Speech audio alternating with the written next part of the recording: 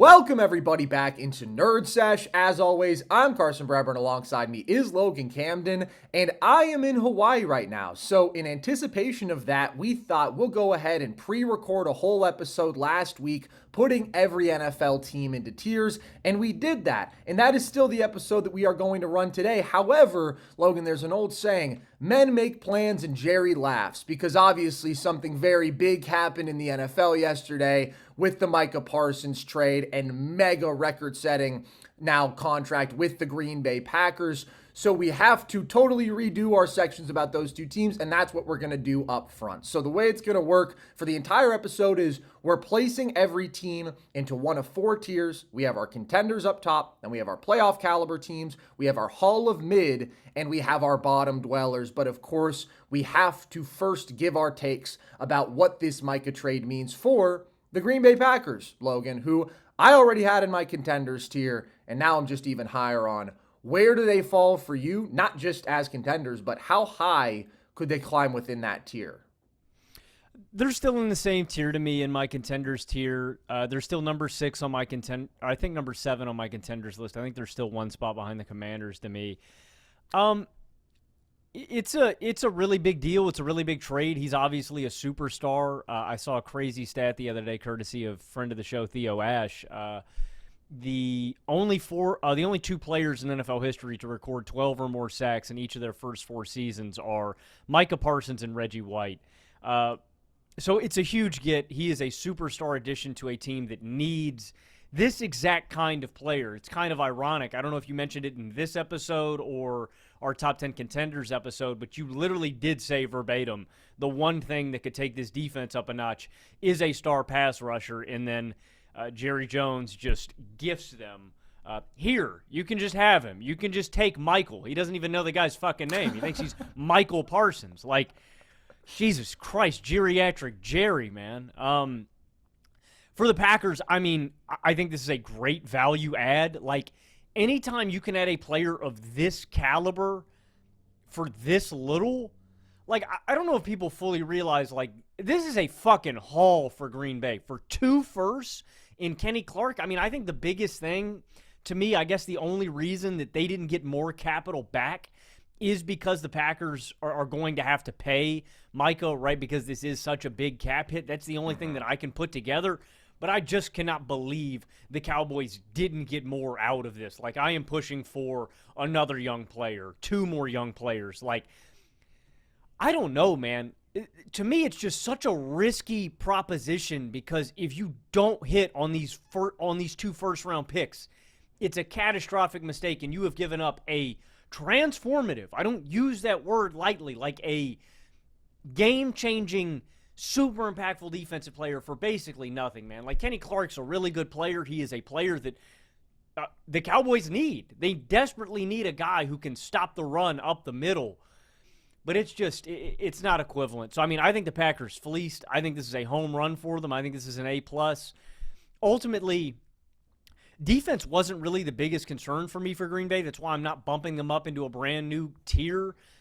My concern still is with Jordan Love and how consistent he's going to be throughout a season and a playoff run. That is my biggest concern about this team. And not like, and I want to be clear about something. I don't mean, is Jordan Love going to be a bum this year? No, I mean more like, is Jordan Love going to be the superstar kind of quarterback that we have seen him play like during the Toyota-thon? Is he going to do that for the entirety of the year? I just don't know. I need to see it. And so that's my chief concern with this team and their championship hopes.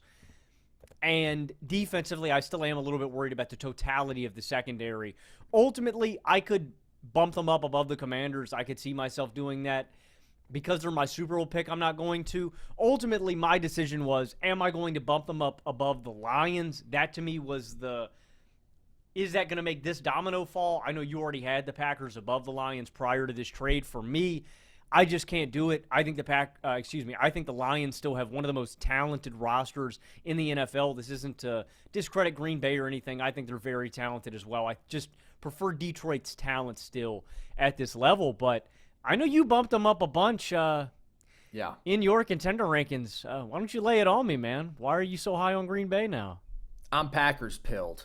I looked at this team and I already thought last year this was one of the best teams in football in a lot of ways. And they did have the limitation of not having a superstar player at a couple of the most important high impact positions. And you felt the absence of that guy on both sides of the ball, that lack of a true wide receiver one on offense, and arguably even more significantly, that lack of a high end pass rusher on the defense.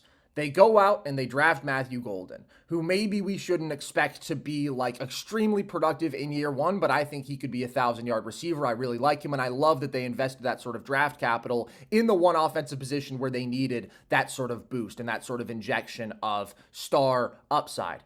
And then they go and they add one of the greatest pass rushers this game has ever seen. Like, that's what Micah Parsons is. And he's not just that. He's also 26 years old. He's 4 seasons deep into his NFL career.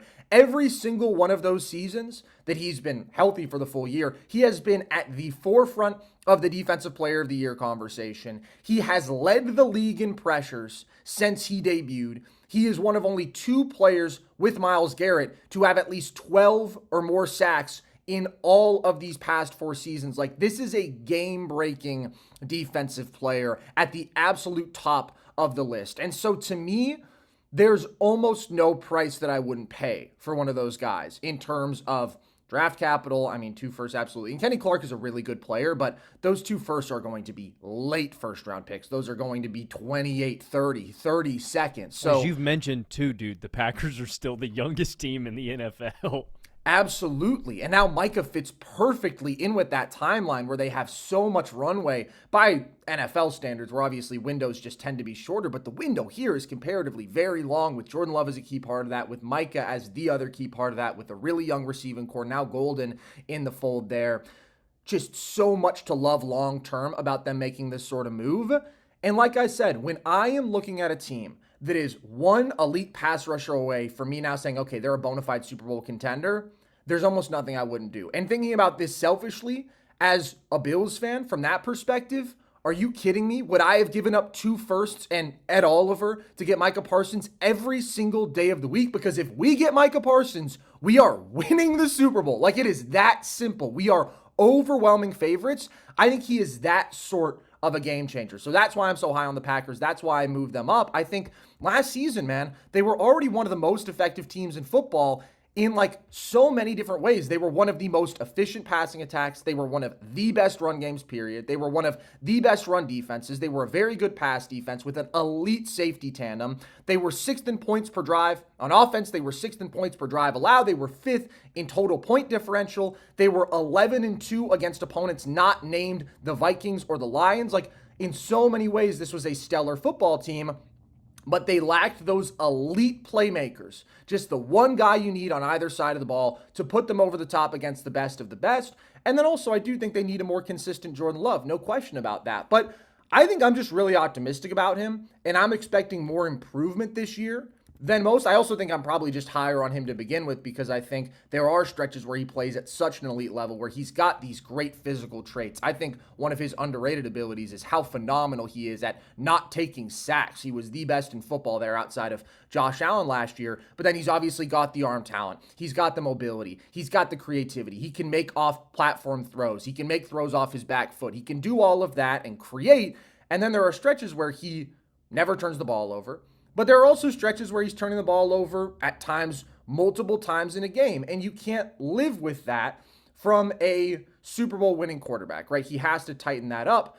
But I also just don't think it's unreasonable to expect him to. Like, he's 26 years old. He has 2 full seasons of starter experience. He's already very arguably played at a top 10 level in total, both of those seasons. And I do think that, like, consistency tends to be the last thing to come for a very physically gifted quarterback.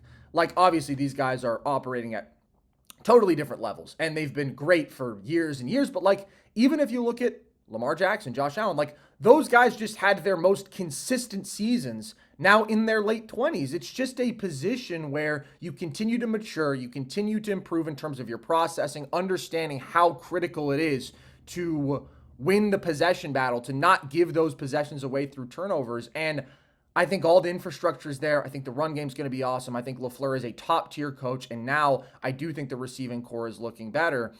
And the last point I would say is, like, you mentioned it, man. Packers have been the youngest team in football for 3 years running. And I think sometimes when people see a super talented young team, they get a little bit too bullish on them in the short term. Because, like, I'm extremely high on the Packers right now. I'll take them to go to the Super Bowl. And there are probably some people who look at that and think, oh, this guy was hammering the Packers drum last year. But I wasn't. I don't think I ever had the Packers as a top 5 contender last year. They were consistently in like that 6, 7, 8 range for me because of some of the stuff that we've mentioned. The lack of a true wide receiver one, the lack of a high-end pass rusher. I worried about some of those things in these really high leverage, high stakes matchups. But I hesitate to even make this comparison cross sport. But I think about the Thunder, who in 2024, I was saying this team is going to be a dynasty, but they're not ready quite yet. Like, I picked them to lose in the second round that year. And then the next year I said, okay, now they're ready and they're going to win the title before the season. I maintained that throughout the entire year, and then they did. I think the Thunder are in a special situation, but the point I would make there is, like, they lost in the second round as the youngest team in basketball. And then a lot of people just kind of overstated the importance of that loss and understated the improvement that such a young team would make in one offseason, in one season, and said, this is who they are. And I think that it is possible to take a pretty significant leap in a short period of time when you are that young as a roster. I think that the Packers have a lot of those guys who are just going to slightly trend up, and that can make a difference in the aggregate. And then they also landed Micah fucking Parsons, which is about as big a deal as it gets. I mean, I would make the Thunder comparison just because I think they're like one of the greatest rebuilds in sports history. Like, and I just don't see the building blocks that the Packers have the way that Oklahoma City does. Let me clarify. I'm not saying like going into 2025, the Thunder or the Celtics are going to win the title. I'm not saying that about the Packers. My point was just people saying, okay, this is who this very young team is. I would compare it to like Herbert in the Chargers, where Herbert has a very small sample size of 2 playoff games, where people could do the exact same thing with Jordan Love, where maybe they don't perform up to expectations, where Jordan Love throws a game-losing interception, and then they go, oh, Jordan Love is just a bum. I do think that a lot of people can draw conclusions from small sample sizes. Well, I agree with that point on some of the playoff stuff with Love having a stinker last year for sure. But the point I'm making is specifically about the youth, where there are some people who I think would look at last year's Packers in the regular season and, okay, this is the ascending team, and so they're going to be able to do it this year. And then when they don't do it that year, everybody is like, oh, okay, now they can't do it. When it's like, no, maybe you were just a little overly ambitious. They're very talented, but they're very young. And the true leap from them is yet to come, and this is a season in which I think it can come. That's the only reason I make the OKC comparison. It's not to say, oh, yeah, the Packers are going to win multiple championships like I think OKC is, or I think they're a shoo-in for the Super Bowl like I thought OKC was a shoo-in for the NBA Finals. It's not that. It's just the point of expectations and youth.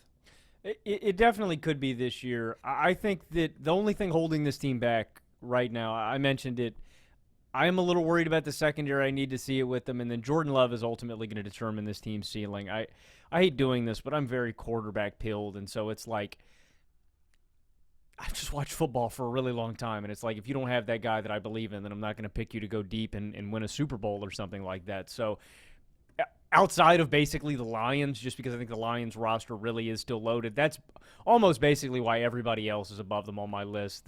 I just don't view Jordan in that Lamar, Mahomes, Josh, right. They don't have one of those guys. So, but what about in the NFC, a Jalen Hurts?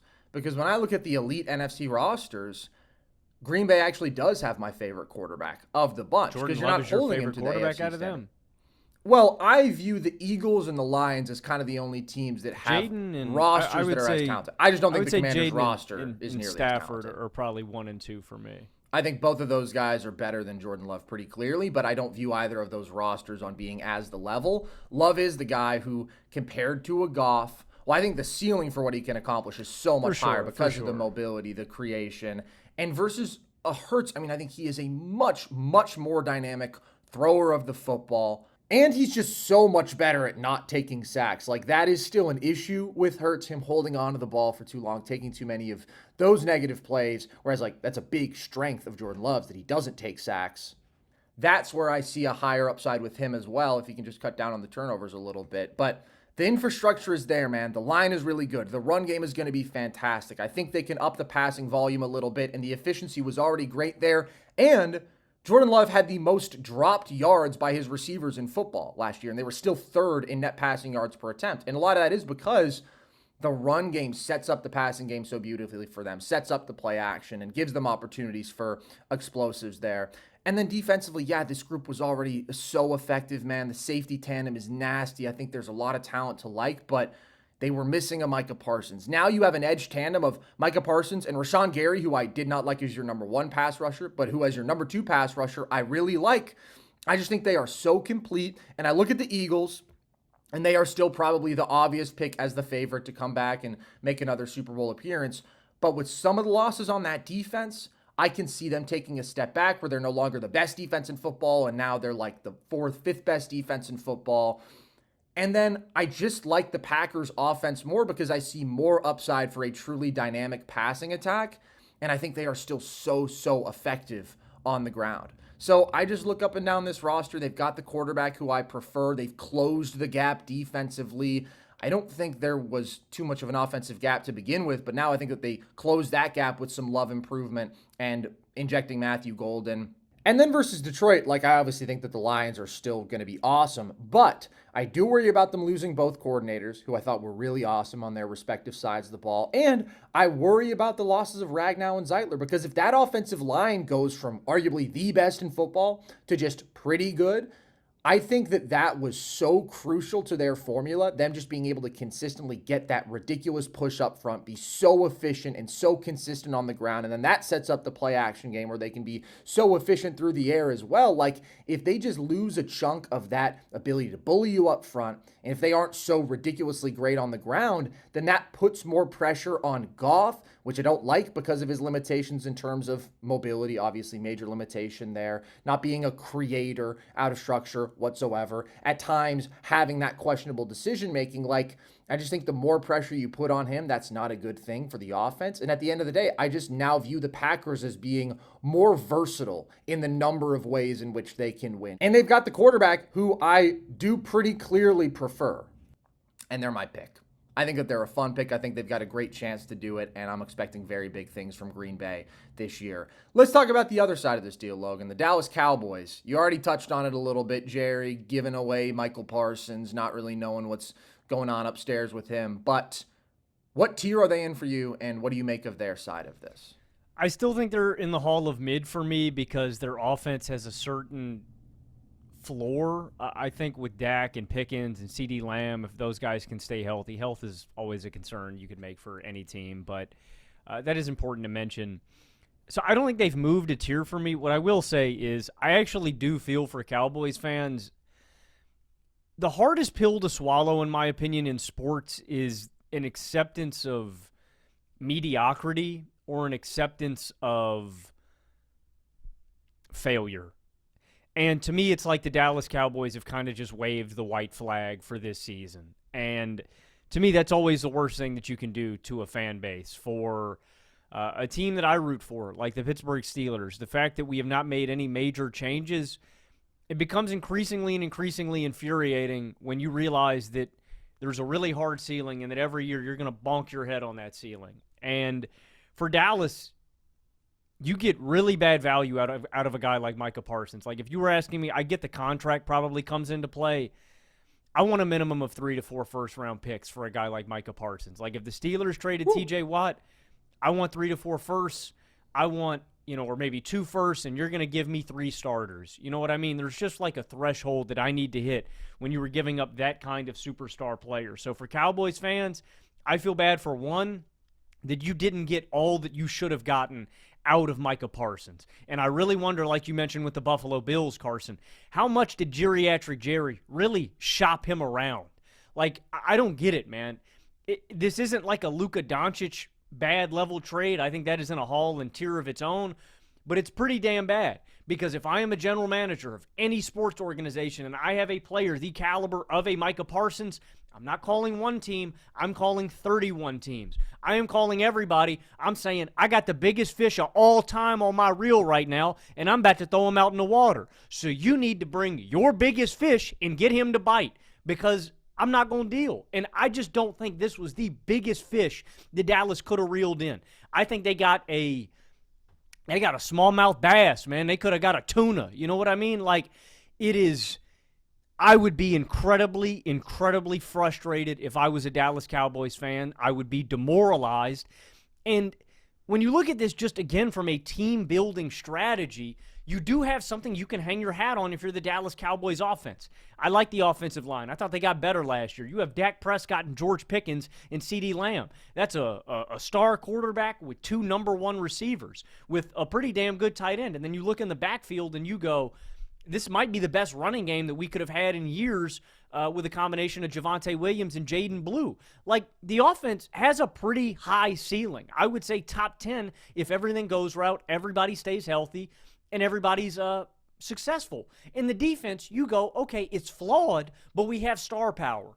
Deron Bland and Trayvon Diggs both haven't been able to stay healthy over the past 2 years, are still stars. Micah Parsons is one of the best players in the game. Wasn't healthy last year. Like, when you looked at the defense in totality, you go, it's flawed, but there's enough star power and talent here to where we could be average to above average and make a playoff push. I don't even see the playoff ceiling here for the Cowboys anymore after trading away Micah. It feels like a lose-lose, Carson. You know, like down the road, I don't see how this team is going to be more dangerous, even if they hit on these 2 first-round picks. You're still too far away. But with Micah, you were at least closer because you had that superstar kind of talent. And so, I don't know, man. I've seen some people, and I don't know how much, so bear with me. I don't know how much faith I should put in a report like this because I don't know if it's actually from Jerry or what. But some have said that Jerry thinks, reportedly, that this is his equivalent of like the Herschel Walker trade, where you pivot and boom. It's just not that, man. I mean, there's a difference between getting all of those picks, which, I mean, built the Minnesota Vikings built the 90s Cowboys with all those picks. This is not 3 that. 3 firsts, 3 seconds for Herschel Walker to start with, who's not Micah Parsons. It is. I actually feel bad for Cowboys fans. Like, I feel bad for you guys. This is I'm going to put a hit out on Jerry Jones for you guys, man. No! Whoa! Logan, you know, somebody might actually go get him. And now you're going to be at the top of the suspect list because things are volatile in Dallas right now. Tensions are high. You know, JFK and now Luka and now this. That city has been through a lot in the last few months. I do think that this is really bad for Dallas. And my philosophy with trading away a guy like Micah, where I say if I am a team that thinks I'm one great pass rusher away, there's almost nothing I wouldn't give up. If I have Micah Parsons, my price is basically, it has to be so ridiculous that I can't say no. It's got to be a Godfather offer. It's got to be an offer I can refuse. Because other than that, man, I'm just not giving him up. He is 26 years old, in the heart of his prime, has delivered like elite top level value every single season, has been incredibly healthy and available. He missed 4 games last year, and that's like the only time he's ever missed. And how many sacks did he have? He still had 12 sacks last year. And he was still, I want to say, 5th in the NFL in pressures, and he actually led the NFL in pressures per game last year, and led the NFL in pressures in 2023, and led the NFL in pressures in 2022. I just can't fathom it, especially when the strength of this team has been elite players at premier positions, right? I talk about the Packers kind of being the inverse, where they had such a complete, great all-around roster, but didn't necessarily have that stud wide receiver one, that stud pass rusher. For the Packers, it's been, okay, we have a top-tier receiver, we have a top-tier pass rusher, and we have a really good quarterback. And we are willing to pay those guys top-of-the-line money. They make Dak the highest-paid player in football. They make CeeDee, I believe, at the time, the second highest-paid non-quarterback in NFL history. And they draw the line with the best, most impactful player of the bunch, which is Micah Parsons. So I just don't understand why you would want to be committing this sort of money to Dak and then conceding, yeah, our roster isn't going to be very good. Like, your path was, okay, we will spend like hell on these 3 guys because these 3 guys are monsters. And when they're healthy, like, they are the foundation of a team that was basically churning out 12-win seasons until last year when Dak got hurt and the whole defense got hurt, and that was just a really brutal season for them. But that is the bar that they had set. And To be fair, they weren't paying CD and Micah monster money at the time when they were that good. And so I think that they had to compromise elsewhere on their roster to clear way for a huge CD contract, for example. But nevertheless, man, I just think you're much better off committing to actually paying your best players, especially when this is a historic talent in Micah, who's 26 years old.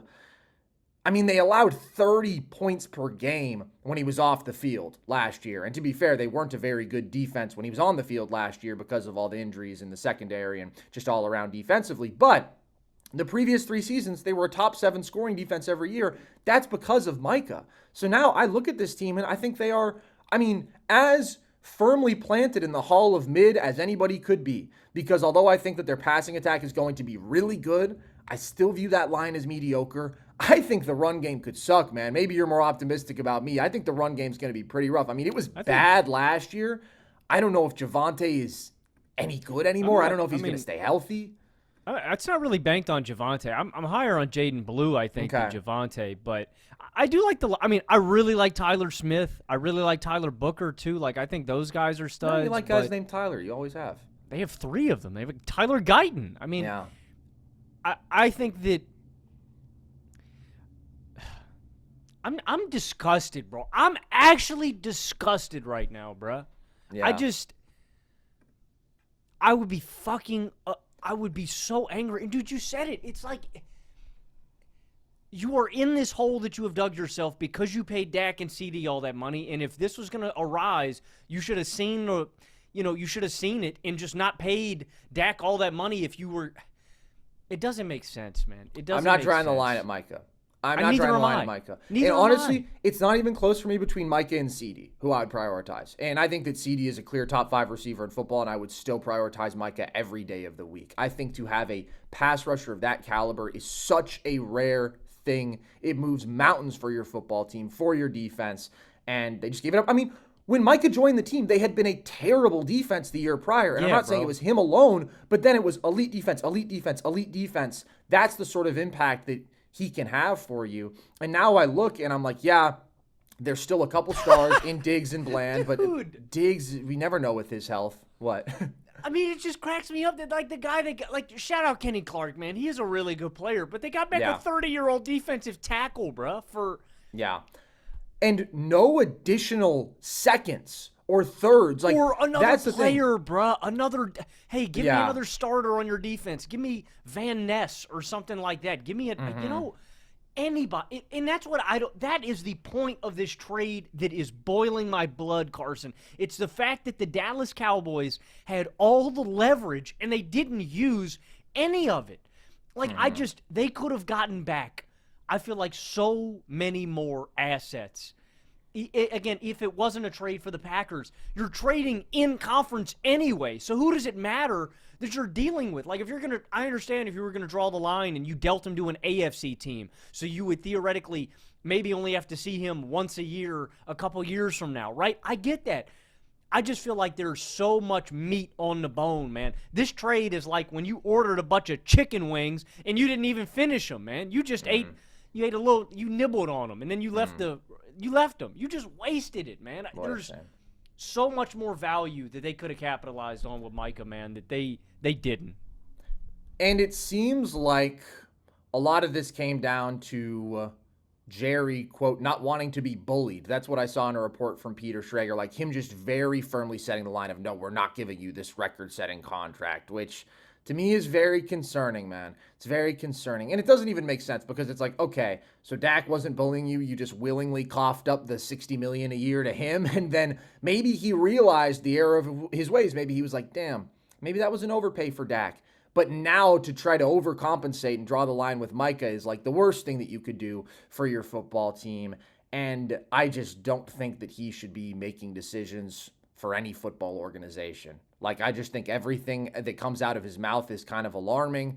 And even though the Cowboys were able to build some really good rosters, with these guys as the foundation, things just seem to be very much trending in the wrong direction. So I think the passing attack can be really good. I worry about the run game. I look at the defense, and I think that they were very, very dependent on those star players. And now Overshown is still out. again, we never really know with Trayvon Diggs and his health. And like, I just don't think the corners are enough for a front seven that leaves me concerned, and a defense that like really was one of the worst in football last year, acknowledging the injuries, but still bottom 5 in passing defensive efficiency allowed, bottom 5 in rushing defensive efficiency allowed, 29th in points allowed per drive. I just can't see the Cowboys doing anything serious. I think that the defense is going to be pretty bad, and I think that the offense is going to be very reliant on Dak heroics, and I really, really like Dak, and I think with this receiving duo, like, they can be one of the most prolific passing attacks in football, but without a run game, without a line that I really like, and with a defense that is just going to be bleeding points, I'm out. I think that's the point. 7 wins. That's the point why I feel so bad for Cowboys fans, man. Even with the Steelers, it's like we have a playoff window because we have our identity and we have stuff that we can bank in. And it's like you have just stripped your fan base of any hope that they would have had coming into the season. And as much as I hate the Cowboys and I object, like I just root against them, I've never liked the Cowboys a day in my life. For them. The Cowboys, if they had Micah Parsons, are still not a team that you would want to see in the wild card round because they have Dak Prescott and George Pickens and CeeDee Lamb, and they've got a beast like Micah Parsons that you don't want to have to match up against your quarterback. It's like, again, man, this was still a team that I don't think you'd want to run into in the playoffs that is still dangerous. All the danger is...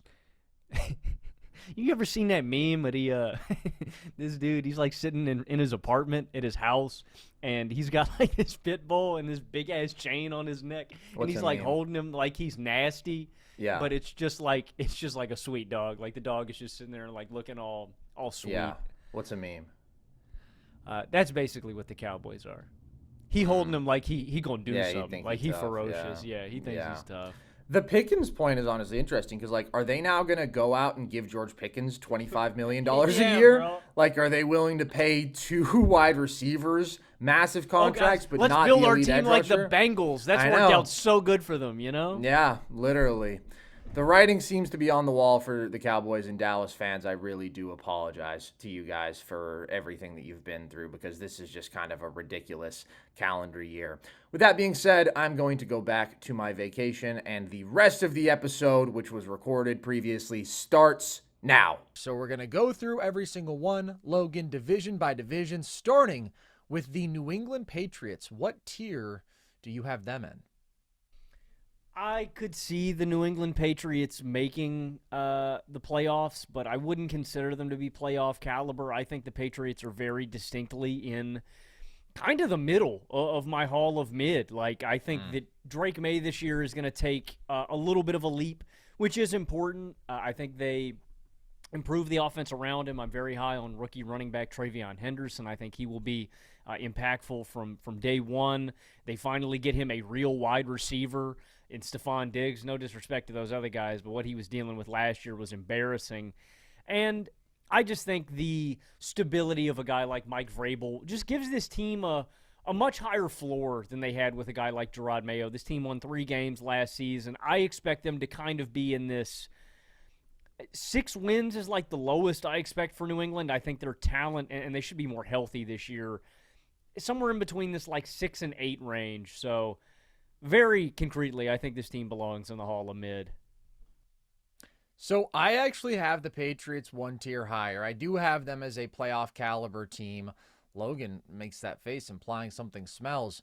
I already gave the take that I have them in the playoffs. So they have to be in my playoff caliber tier. Are they at the bottom of the tier or towards the bottom of the tier? Probably. The biggest reason that I do think they have a good chance to make the playoffs this year is because their schedule is so ridiculously easy. They play the NFC South, weak division, AFC North. We already talked about this, Logan, in another episode. I don't think that's that tough to draw this year. Their own division, outside of the Bills, obviously, not tough. And then they play the Giants, Raiders, and Titans. So it's 11 games against teams with losing records last season. That's a big opportunity, and I do think that they are significantly improved. I still think, in terms of the offensive supporting cast for Drake May, things are not good. I still think the offensive line is bad or below average, but last year it was horrible, and now they draft Will Campbell. They invest in the big boys up front. Pass catchers, again, still pretty bad, but better from last year when they were like the worst group in the NFL. And what Drake May did with the worst offensive line, arguably the worst pass catchers in football, to me was very impressive. I do think we're going to see even more improvement from him, and I think the production will take a pretty decent leap. I just think he's got so many traits that I love. And then defensively, I think this is where you see this team really improve. They spent big there. Milton Williams, Robert Spillane, Carlton Davis, Harold Landry, lots of quality additions. The secondary is really good. They're a team that I expect to be very buttoned up. Great execution team, great preparation team under Mike Vrabel. And so I think that that's enough. When you're a pretty good defense, you can get stops, and then you've got a great quarterback who can create, who has the athletic tools, who has the arm talent, the mobility, and is just getting better as a processor of the game. That's a good enough formula for me to see the playoff path for them with this schedule. The one thing that's kind of weirding me out is there's a big rumor, and for full transparency, we are recording this a little bit in advance, so if something has happened already, Kyle Duggar has reportedly been on the trade block for New England. I don't really understand that. He suffered a season-ending injury, but like I look at him as a really key part of this secondary. It's a minute detail. I don't think it drastically changes the outlook of the Patriots season, but he's a good safety, and I find it just a little strange that the Patriots are shopping him around, but just something to keep an eye on. Do you think it's more likely that the Patriots make the playoffs than like the AFC West has like 3 teams? Like I see a lot of teams either coming from the AFC West or the AFC North. So you remain higher on the AFC North than me. I do think we'll see 3 playoff teams from the AFC West, and then I think we'll see a wild card in the New England Patriots. I think I said this on our AFC Hot Take episode. If you dropped the Raiders into the AFC East with the Patriots schedule, where they're playing that last place schedule, like then I would probably be making the same case for them. So that's where we are ranking these teams based on how good they are, but I can't have a team in the playoffs and not in my playoff caliber tier, because my playoff caliber tier, like that to me is basically teams who I see having a legitimate chance to make the playoffs. It's not just literally, okay, here are my contenders, and the rest are the remainder of the 14 teams that will be in the playoffs. My tier goes deeper than that because, I mean, that makes sense. Some of the margins are very slim here. I have, I think, 2 more teams in my playoff-bound tier that, they obviously can't make the playoffs because only 14 teams can. So that makes sense. So the Buffalo Bills are contenders. Does anything else need to be said? I don't have a ton. Josh Allen is my GOAT. So, yeah, they're firmly in the contenders tier. They are going to be a top-tier offense, if not the best in football. That's what they've been every year since Josh Allen took the leap in 2020, a lead on that side of the ball every single year. Their defense may have some questions. At safety, is Bosa the pass rusher they need to take things over the top for them defensively? What is not a question is that McDermott will be able to put together a pretty solid regular season defense, because that's always the case too. I mean, they are literally as high floor a football team as there is in football, the most consistent outside of Kansas City over the last 5 years, and they are bona fide contenders. I think there's a real argument that this is the best group they've had when you consider they did at least bring in a Bosa. On paper, it's probably the best defensive line they've had, and Josh Allen is playing the best football of his life with the best play caller, with the best trench play, with the best run game. Like, for all those reasons, yeah, they are top tier. How about the Dolphins, Logan? Where do they fall? I have the Dolphins in the Hall of Mid. I said this in our Hot Take show. I mean, I think they're closer to the bottom of my Hall of Mid teams and closer to the bottom dwellers. I just couldn't put a team with this potential to be as explosive of an offense as they are.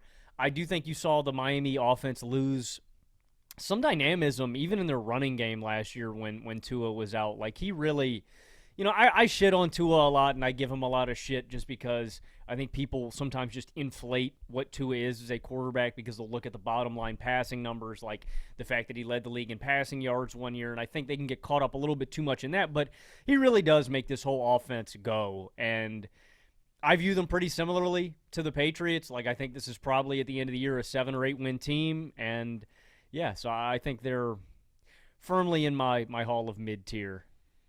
Yeah, even if you view them like as a similar caliber team to the Patriots, the vibes are very different. Where for the Patriots, you win 7-8 games, you're more than doubling your win total. You have the second-year quarterback. You've got the new head coach. Things are trending up. For the Dolphins, you're thinking, okay, 2023, we were the hottest thing in the sport for a while. We were the most dynamic offense in football. We won 11 games, and now we're sitting here, and it's multiple years of regression or stagnation, just not being where they hoped they would be at.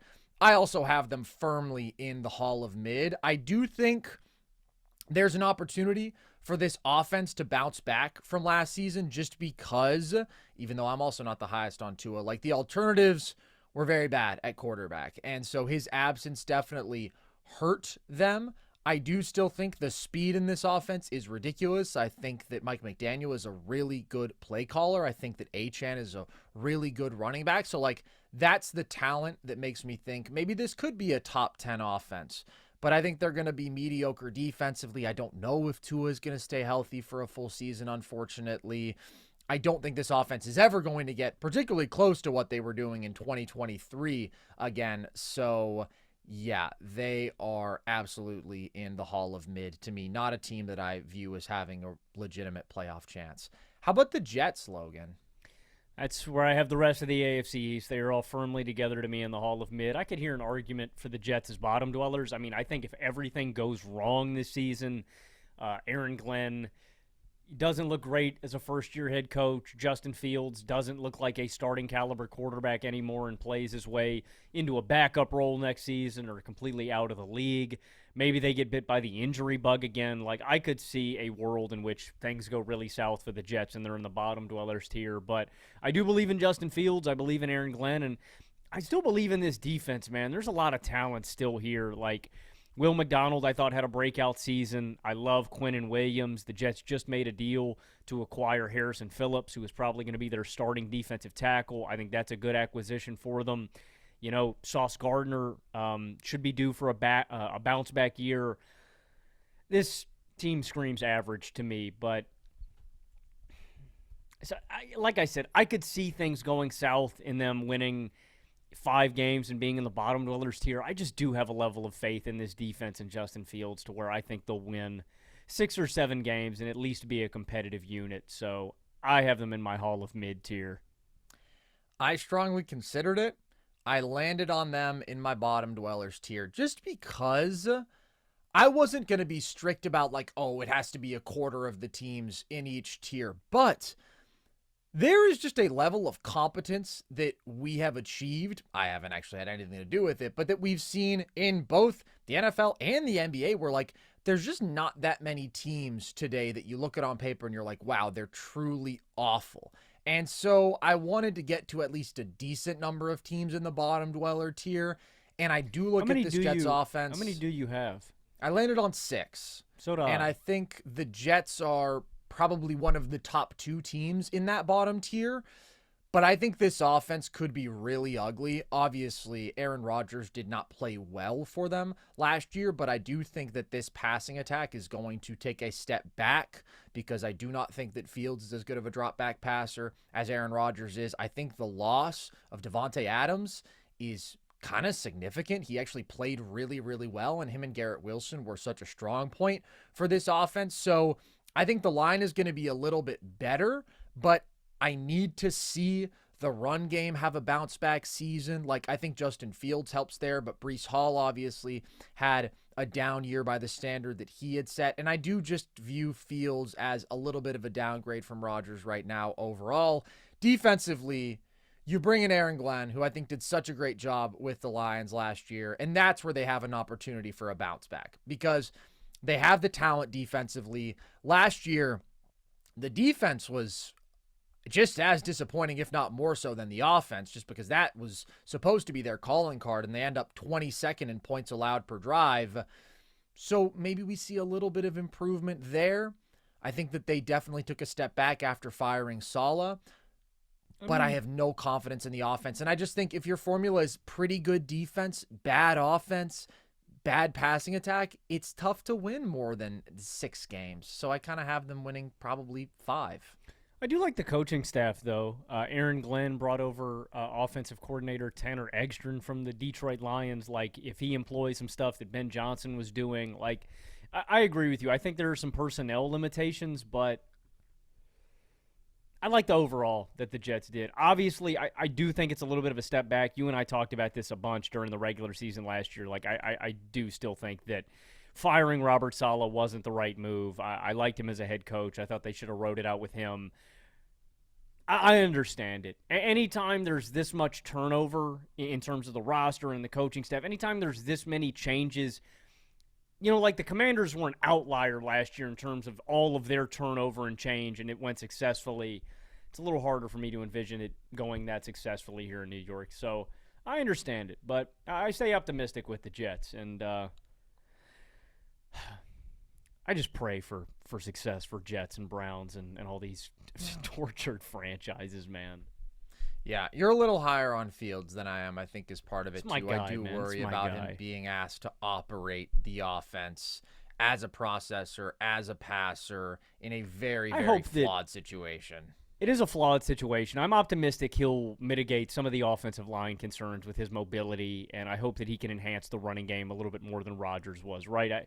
I think it was a little bit easier for defenses to game plan for a very limited offensive attack. I hope that Fields can open up the offense a little bit more, but I would be actually like gobsmacked if the Jets made like a playoff push or something like that. Yeah, no, they're just too offensively limited to really put the scare into anybody. Let's move on to the Kansas City Chiefs slogan, contenders. I say we spend 10 seconds on the Chiefs. There's been a lot of roster overturn, which we've talked about, but they've got Patrick Mahomes, they've got Andy Reid, they've got Spags, they've got stars on both sides of the football. So, I mean, the Chiefs are contenders, man. They've won the division. They're going on, this will be 10 straight seasons if they win it this year. So, yeah. The infrastructure is just too great. They're too great in terms of coaching, quarterback play, having a dominant defensive presence up front like Chris Jones. Carson, clip farm. Say they're in the Hall of Mid. They're going to fall off. Do it. No. I know you want to. I really don't. I think they're a surefire contender. I think anybody who ever really shorts the Chief is kind of making their own grave. And when I say the Chief, yes, I'm talking about Robert Parrish, baby. No, I mean the Kansas City Chiefs. You can only ever be so down on them. Like, do I think that this is a season when they don't make the Super Bowl? Yeah, and that's a down year for them. That's the standard that they've set. I still think they're one of the 4 biggest threats in the NFL to win the Super Bowl. Let me ask a more engaging question. What's the floor for the Chiefs, in your opinion, this season, Carson? Man, they're one of those teams where, like, it's tough to see them winning fewer than 11 games because it's them and Buffalo who have hit that mark every single season in this decade, talking about the 2020s. And Mahomes has just been like such a paragon of stability in terms of not just his performance on the field, but also health. What? Paragon. That got me a little aroused, man. Well, Logan, I like to mix it up with the vocabulary. I like to keep you engaged because sometimes I think you're not listening to what I'm saying, but I know if you hear a snazzy word, you'll tune in for a second or two. They're just as reliable as they come. So I do think that this division is really tough. And so this schedule is relatively tough because of that. They have to play a lot of quality teams. I'd still confidently pick them to win the division. I think there's no chance they don't win double-digit games. Maybe the absolute floor would be wild card, and I'm going to say 11 wins. Maybe 10 if something unexpected went wrong, but that's hard for me to see. I completely agree. I think it's 11. I mean, that's the mark that they've hit every year with Mahomes. Yeah. I would be stunned if they went anything below that. I think even with the offensive line questions, this offense could be the most potent we've seen in a couple years if this receiving core stays healthy and Rashee Rice's suspension isn't too long. It's the defense where I have some questions comparatively, but they're still going to be able to put together a solid group on that side of the ball. They're going to be great situationally, kings of execution and game planning, and they've got the quarterback who has been arguably the best per-game playoff performer in NFL history. That's a lot of boxes to check, regardless of a little bit of movement that may be a bit concerning in certain areas. How about the Chargers, Logan? What tier do they fall into? They're at the top of my playoff caliber teams. I hesitate to really put them in the contender tier because I look at this roster and I just see a few big limitations. We talked about this a little bit with the Chargers and some of our NFL preview content, but I see a lack of explosivity and really just dynamism with the offensive attack. I don't really think they're an explosive offense. Like, I like the addition of Keenan Allen. I think Ladd McConkey will improve this season. Will Dissly as your starting tight end leaves me a little bit wanting a little bit more of a potent playmaker there. Like, shout out Will Dissly. He's a great run blocker, and he's got sure hands. But I'd like somebody that has a little bit of more explosiveness there. I think the receiving attack leaves me, wanting another big-time playmaker there. I don't like the prospect of having Quentin Johnson in a real primary role for your offense. And then, of course, they lose Rashawn Slater for the year. Yeah. And then defensively, I think they'll be top 10 again this year. But in totality, they're like right on the cusp of my contenders group. So they are the top team in my playoff caliber group. They're towards the top of my playoff caliber group, too. If you told me that Slater were going to be healthy for this year, and now we're talking about maybe an upper echelon offensive line, do I have the utmost faith in the defensive infrastructure here, just in terms of coaching, what Jesse Minter has done there, what Harbaugh is as a culture guy, and then Justin Herbert carrying the offense? I could definitely talk myself into them being a contender if that were the case, but Slater is done for the year, and so I just still think the offensive line, even though they bring in Becton, there's questions about. The receiving group leaves something to be desired. The run game, we'll see. It wasn't efficient last year. I'm hopeful that Hampton can come in and bring some real juice. Najee Harris, I'm not super high on. So they do check some key boxes for me. Great coach, really good defense, awesome quarterback, who I think executionally is going to be great, who will tie a lot of things together for them. Took such incredible care of the football last year, has the arm talent to make all the big-time throws in the world. That's why they are towards the top of my playoff caliber tier, because I just think there's like such a high floor that comes with that. They won 11 games last year. I think that they're a little bit more talented this year, and more so I think they can just play up to their potential better when it gets to the postseason. So not somebody I would want to see in the playoffs. Do they have the upside, though, to make a deep playoff run? I'm still not sure this roster is that talented. Maybe if Ladd becomes one of the best receivers in football. I do think he'll have a monster year. But I just would need to see that tier 1 playmaker somewhere on either side of the ball that is not Justin Herbert. And don't really see that guy. How about the Broncos?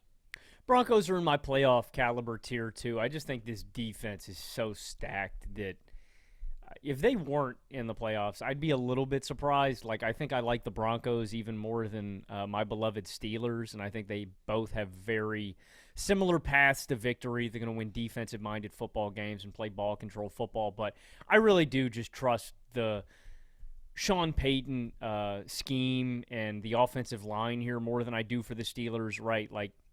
Shout out Arthur Smith. I think he improved the Steelers' offense a little bit. But I probably Bo Nix and Rodgers are probably in a very similar tier of quarterbacks to me. And then when I look around them, I do like the offensive line for Denver way more. Yeah. And, again, I think the defense will be top 5. So it sucks for Broncos fans because I want to tell you guys that the Broncos are going to win a playoff game this year. They could make an AFC title push.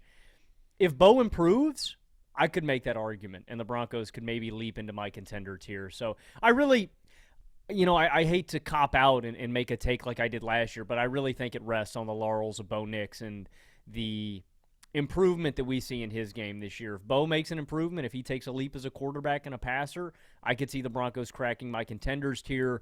For right now, they are, or kind of like we said about the Chargers, if they added another dynamic kind of playmaker. I do like the addition of Evan Ingram. I thought the tight end and fullback spot, because the Broncos had a lot of weird personnel choices. Like they trot out Troutman. They had the fullback out there in a lot of packages playing tight end. I really think Evan Ingram adds a new dimension to this passing attack, but they're missing one more high-caliber difference maker in the offensive game. So, yeah, like I said, I'll reiterate. If Bo Nix takes a little bit of a leap, I could see them cracking my contenders tier. For now, the Broncos are in my playoff caliber tier. I agree. I think the defense is as good as any in football. In fact, it would be my bet to be the best in football. They were already so loaded. They were already great defending the run. They already had an elite pass rush. They already had an elite secondary. And then they added even more talent this offseason. So you know that foundation. You've got a really good coach. You've got a great offensive line. That's a lot of great boxes to check. I do think, though, that some people are making the Broncos out to be closer than they are to actual contention. And I think some people have kind of just erased from their memory some of the limitations of this team last year, which did, if you exclude the game they played against the Chiefs' second stringers that was meaningless in Week 18, go 1-8 against teams with a winning record, average 14 points per game against top 12 scoring defenses. Like, against the really good teams, they were still far away. The issues that Bo had dealing with pressure were significant. His limitations were significant. And like you said, if you add another really upper echelon playmaker into this offense, that could change things. It's such a good roster, but it is still just lacking in some key areas offensively. Even the run game, right, was not efficient last year. So I'm just too worried about this offense to have them really all that close to my contender tier, but I think they're too talented to not at least be in the playoff caliber tier. How about the Raiders, Logan? The Raiders. The Raiders, to me, are like the most no-brainer Hall of Mid team across the league. I really like the offense, and I think they're going to take a leap up with Geno and Jeanty and Bowers. I think they're building a really strong foundation there if they can keep everybody together and if Geno can stay at the level that he's been at these past few years. I think the offensive line is solid and an improvement from Seattle. So I think with the Raiders, you're looking at an above-average offense. Where we get into the mid is when I look at the defense. I think the Christian Wilkins loss is a big one. I know that he was dealing with a season-ending injury. And he's kissing his buddies on the top of the head. He's apparently a little too freaky for the Raiders. He's still a good football player. I think that's a big loss. Like on the football field, I think Wilkins is a stud. So that's a big loss to me. And then I just don't see a lot of difference makers, man. I think the linebacking core is very old and strange. A lot of guys that are in that 30-year-old-ish range, like a Landon Roberts has been a depth guy over the past few years. He's going to start. Pratt is getting up there in age. He's been a starter. Devin White, same goes for him. I look at this group and the only upper echelon starters. I love Max Crosby. Obviously, every year he is like a DPOY level kind of player, and he is one of those tier 1 or tier 2 edge rushers that you look at. I love the addition of a guy like Jeremy Chin, and Malcolm Kuntz is back. Last time we saw him, he had taken a leap, but he missed all of last year for the Raiders. So I look at this group, and I'm just wanting more. I think the Raiders will be a below-average defense and above-average offense, and that'll balance it out. I could see this team being in that playoff push kind of tier towards the end of the season where they're at 7 wins, and they need a couple of late season wins to potentially crack the playoff party. They just have me wanting a little bit more, so I think the Raiders probably end up winning 7 to 9 games at the end of this season, which is, encouraging and an improvement. Yeah. But I can't really see them making the playoffs in such a tough division and conference. That is ultimately what holds me back with the Raiders. I have them in the Hall of Mid too, but it wasn't a no-brainer for me. I wanted to talk myself into the Raiders in the playoff caliber tier because everybody knows I am a Geno Smith enthusiast. I think that when you put him behind a competent offensive line, which they have, with a good run game, which I think they will have because Jeanty should be a difference maker immediately, with an offensive play caller who I like in Chip Kelly, with a really good receiving target in Brock Bowers. I like Jacoby Myers. There's a lot here that I think is solid, and then Geno elevates it. And I think Jeanty elevates the run game. And so I do think that this will be a pretty damn good offense. Pete Carroll is a serious culture guy. I have a lot of respect for him. I just don't know if I see the talent defensively, especially when I look at the secondary. I have some questions. It's really Max Crosby who inspires me on this defense, and outside of that, I think there's a lot of questions on a group that was below average on that side of the ball last year. That being said, their offense was the more problematic side of the ball last year. I think they'd take a big step forward there, and if they didn't have to play the Chiefs, Chargers, and Broncos a total of 6 times. They didn't have to go through that sort of a ringer in division, then maybe I could talk myself into them being higher. But I just can't quite have 4 teams from the same division in the playoff caliber tier, at least not one that does still have some legitimate questions like the Raiders and was so bad last year. But I do think they're going to be a lot better this year. I think they're a very solid football team. And with a better schedule, with a lighter division. Don't sleep on the boy Geno, man. Don't sleep on the boy Geno. Brother, I would never sleep. I would I'm not never saying sleep to you. on I'm kind of making the announcement to the nurse. Well, I dream about him. faithful. I sleep and I dream about him every night. I have a Geno Smith plush, man. I sleep with him. I baby him. Logan, I'm the one who got you that Geno plush because I had 40 of them. I didn't need 40. I'm good with 39. And I'm Big Spoon, and Geno's Little Spoon. I cannot relate to that. The way that we do it is sort of like a conga line in the bedroom where it's Geno, Geno, Geno, Geno, Geno, Geno, Geno, Geno, Geno, Geno, Geno, Geno, curse. It's nice. Geno. Oh, you're at the front. I am at the very front. Nice. Yeah, I thought about doing maybe a sandwich setup, but I don't know. I just like to be held by him. By them, I guess I should say. Shout out Geno. He's coming to do big things this year, baby. Do not sleep on the boy. But unfortunately, I do still have the Raiders in the Hall of Mid. But at the top of the Hall of Mid. I'll tell you that right now. How about the Ravens, Logan? Contenders. I mean, we ranked them number 1 in our contenders list. If you guys haven't already, I'll give you the Cliff Notes version here. Stud, quarterback, running back tandem, one of the best in the league. I think the best. Lamar and Derrick Henry, one of the best ever. Loaded roster, elite defense, elite offensive line. This is the best defense in football post Week 11 when they tightened up. And not a lot has changed for the Ravens. They're returning both coordinators. They're returning the head coach. Like, there's just not a ton of turnover or variable change. And I think the Ravens are at the top of my contender tier. I'm scared. I'm scared. I think the Steelers probably get swept this year by Baltimore.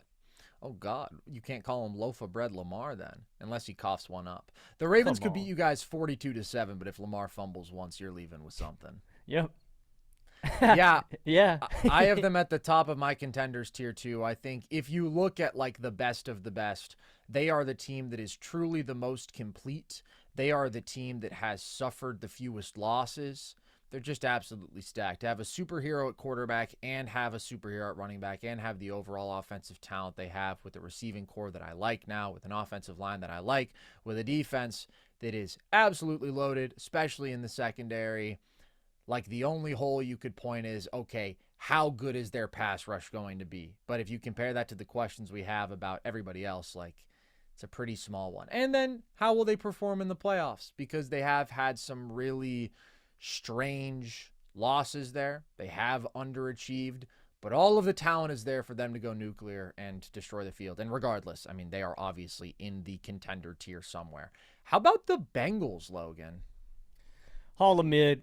I know a lot of people would have this team in playoff bound. And, like, don't get me wrong, I think the Bengals are going to do this heroic act where at the end of the season they're probably surging and going to make a playoff push where if they win out, they could make the playoffs.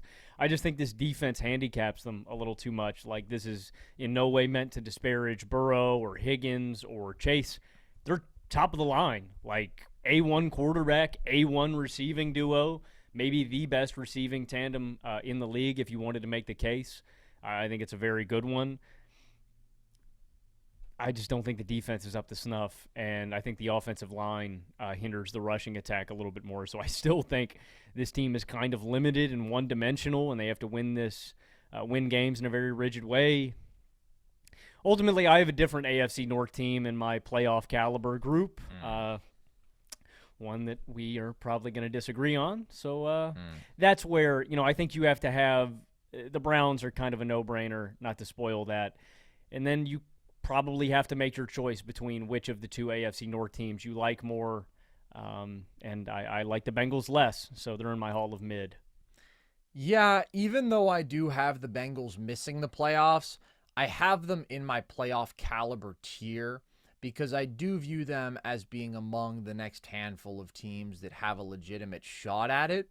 That being said, I do think some people are too high on them, and like you said, it's nothing about Burrow or the offense. Chase, T. Higgins, all of those guys are amazing, and yet there's a reason that in spite of all those guys being amazing last year, the Bengals did miss the playoffs, and the Bengals were 4-8 at a time, and the Bengals did not beat a team that won more than 5 games last season until their second to last game last year. Like, this is a deeply flawed football team that is building in a way I disagree with, where as of the time of recording, they are still stringing along Trey Hendrickson.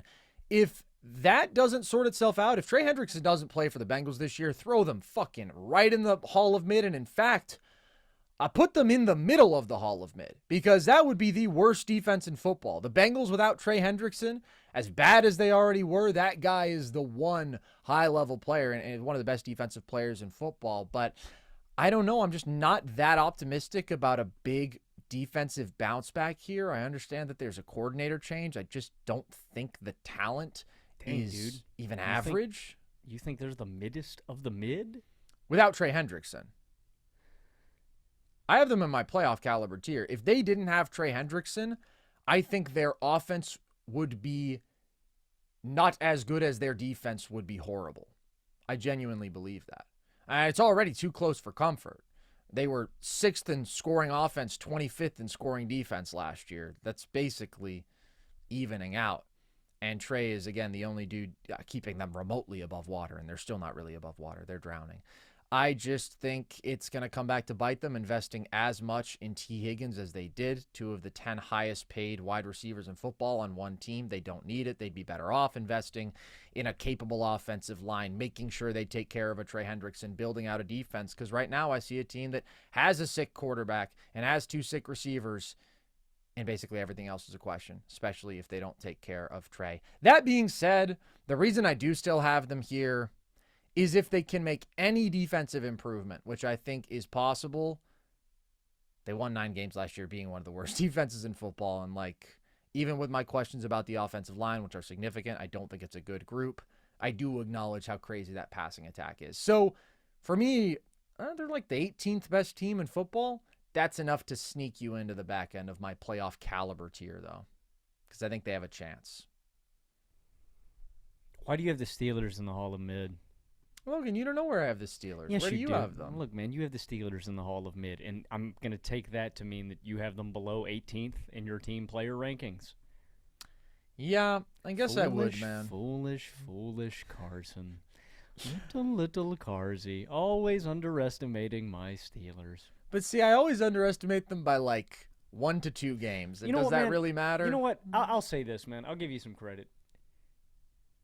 I think you could probably realistically make the case that the Steelers are right sandwiched between playoff caliber and Hall of Mid, because that's where they've been every single year. The Steelers could be in their own tier called no man's land, where you are always going to get eliminated in the first round of the playoffs. So, man, I'm not even going to hold you too much. I just think the Steelers are such a no-brainer lock to make the playoffs every year with a 10-win. They're going in circles. They're chasing their tail. Yeah. For optimism for people, I would say the Steelers did post their best offensive results last season. They fell apart as the season went along and lost to some good teams, some not good too. Like the Chiefs bludgeoned us. The Browns beat us in a snowy game. Offense actually played all right that game.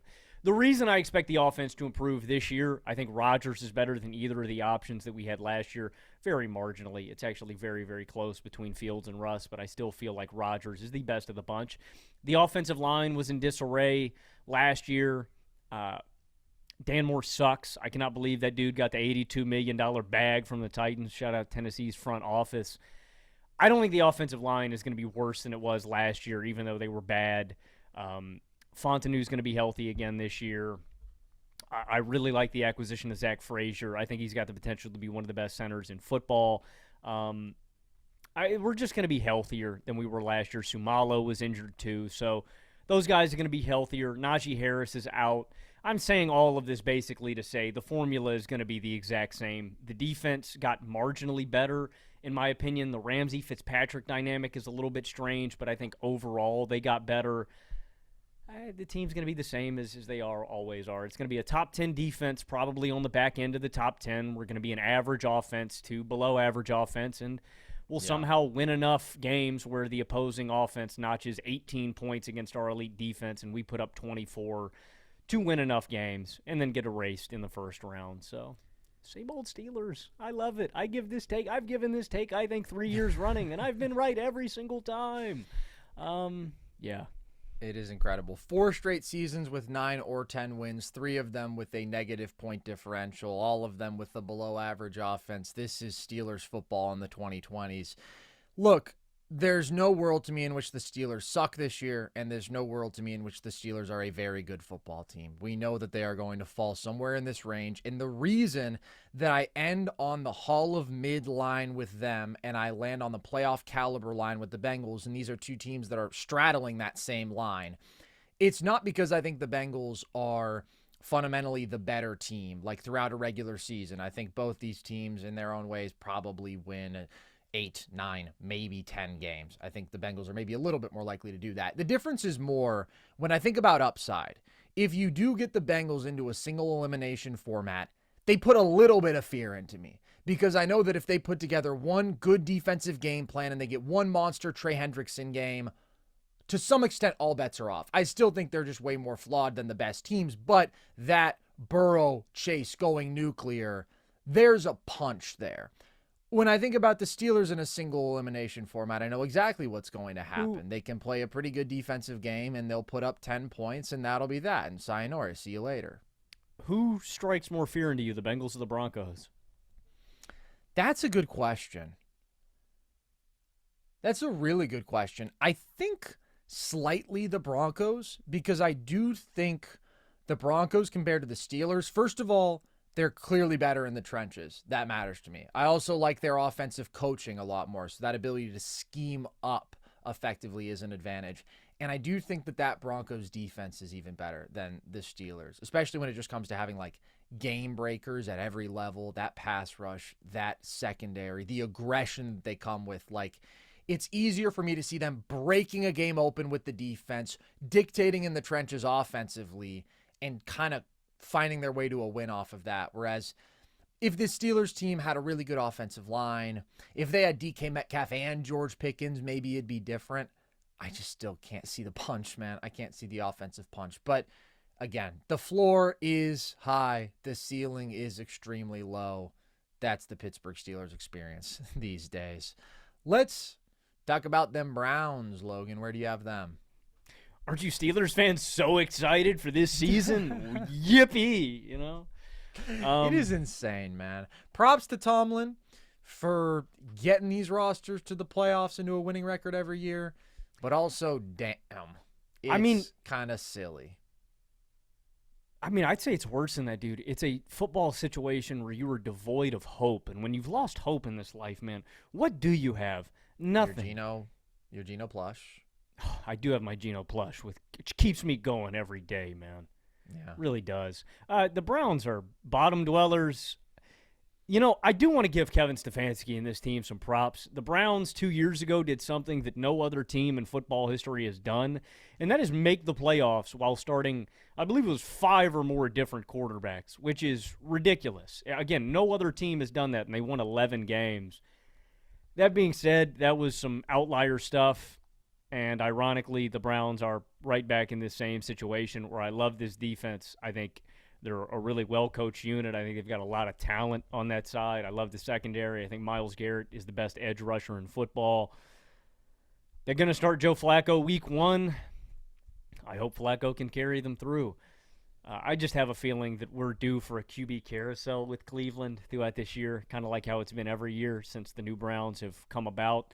We talk about the Steelers chasing their tail. The Browns are kind of doing the same thing where I feel like Flacco will either wear out his welcome and they'll turn to somebody else and we'll play this merry-go-round, or Flacco will get hurt and we'll play this merry-go-round, and it just ends up with the Browns winning max 6 games and they're picking in the top 10 again this year. There's just not a whole lot to be optimistic about when your offensive situation is like this. And the thing that I'll point out about that 11-win group versus this group is they don't have as dynamic of a rusher as they did in Nick Chubb when he was healthy and available, and Jerome Ford was better, and more importantly, this offensive line was elite. Yeah. The offensive line has regressed. The running back talent has dwindled. The skill position talent is gone. It's probably going to be a bottom 5 offense in football. So they are firmly in my bottom dwellers tier. Yeah, it is impressive, really impressive that 2023 team made the playoffs, especially because Chubb was hurt that year. But that defense was awesome. And, I mean, even then, obviously, they got exposed pretty badly in the playoffs. The quarterback situation was just that rough. But you look at last year, man, and, like, this was just the worst offense in football. They were last in yards per drive. They were last in points per drive. They were the worst passing attack by efficiency. They were not an effective run game.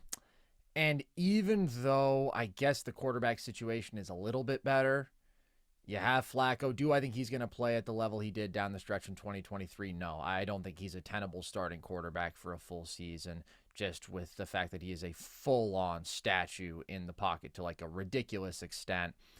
And then I have some optimism about Shedeur maybe coming in and eventually being the guy who starts for this team. That being said, rookie Shedeur in this situation still going to struggle. Like, I just don't really see where this offense goes from worst in the league last year to anything better than still bottom 5 this year. It's just a very, very limited offense. And then even though I do like the defensive talent, and I think they're a good defense, like, that didn't save them last year. You know, it's crazy because last year they were actually 3rd in yards allowed per drive.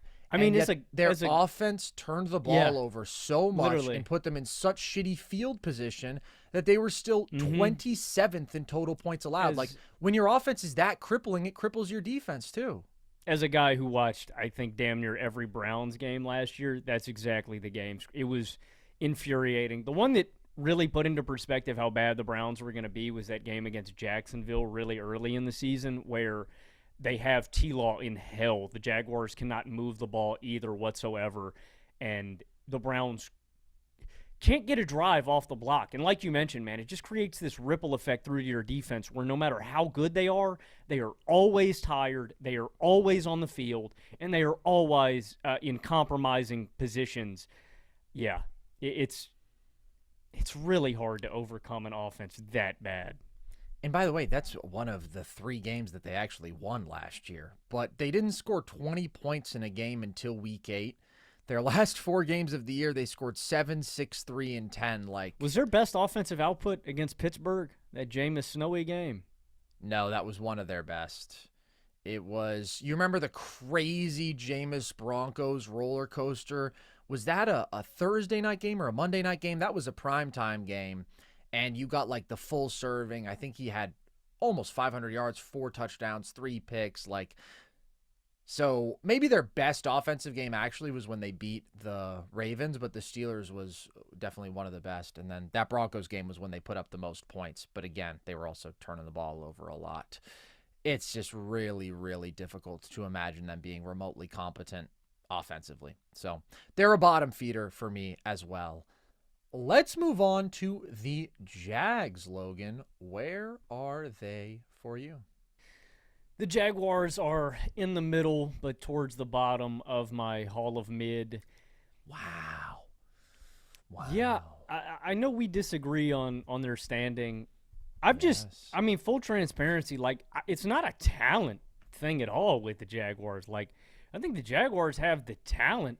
I just need to see it, quite frankly. I have been burnt by guessing and anticipating the T-Law leap and the overall Jags leap, and I'm just tired of it. And so, yeah, I feel like the Jaguars, the way I do about the Sixers, where Embiid will get me to buy in, and I'm like, oh, yeah, the Sixers are a contender, and then they fuck me.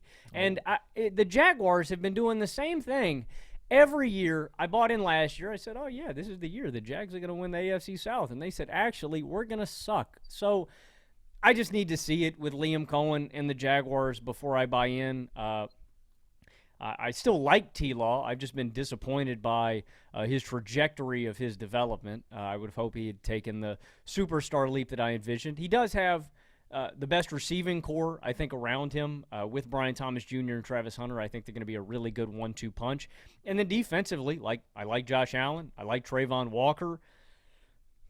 like I said, they just got me. They got me. And so the AFC South really isn't that strong. Not to spoil where I have some of these other teams. We'll get into that. Like, I think the Jaguars could win the division. But I have more faith in C.J. Stroud. I have more faith in what I've seen from DeMeco Ryans. I have more faith in the pass rush with Houston. I don't look at Houston as this sort of world beater, but I do think they're going to win the division. So the Jaguars I look at as a 7-9 win team, right in my Hall of Mid. The Jaguars are firmly in my playoff caliber tier, Logan. I'm in on the Jags this year, and you're talking about them burning you before. I really don't think you can overstate that you're talking about the Doug Peterson, Press Taylor Jaguars, one of the worst coach teams in football. Now you bring in Liam Cohen, the king of Duval, who I consider one of the best offensive minds in football. I'm optimistic, man, because the traits are still there with Trevor. Lord knows that all the physical measurables and the arm talent, it's there. You just have to put it all together. And another step to doing that is giving him weapons. I think Travis Hunter and Brian Thomas Jr. is going to be a monstrous wide receiving duo in year one. I think this offensive line is improved and will probably be mediocre, but that's okay. I think they can manage that when they have an offensive mind. I really like a quarterback talent who I think is going to play probably his best football in this situation. I'm not going to say that he doesn't have to clean up on some stuff. The accuracy last year, especially early on, was a problem. The turnovers have to be cut down on. But I think in every way, this situation is going to be a significant improvement from what he was dealing with last year and over the last couple years, really.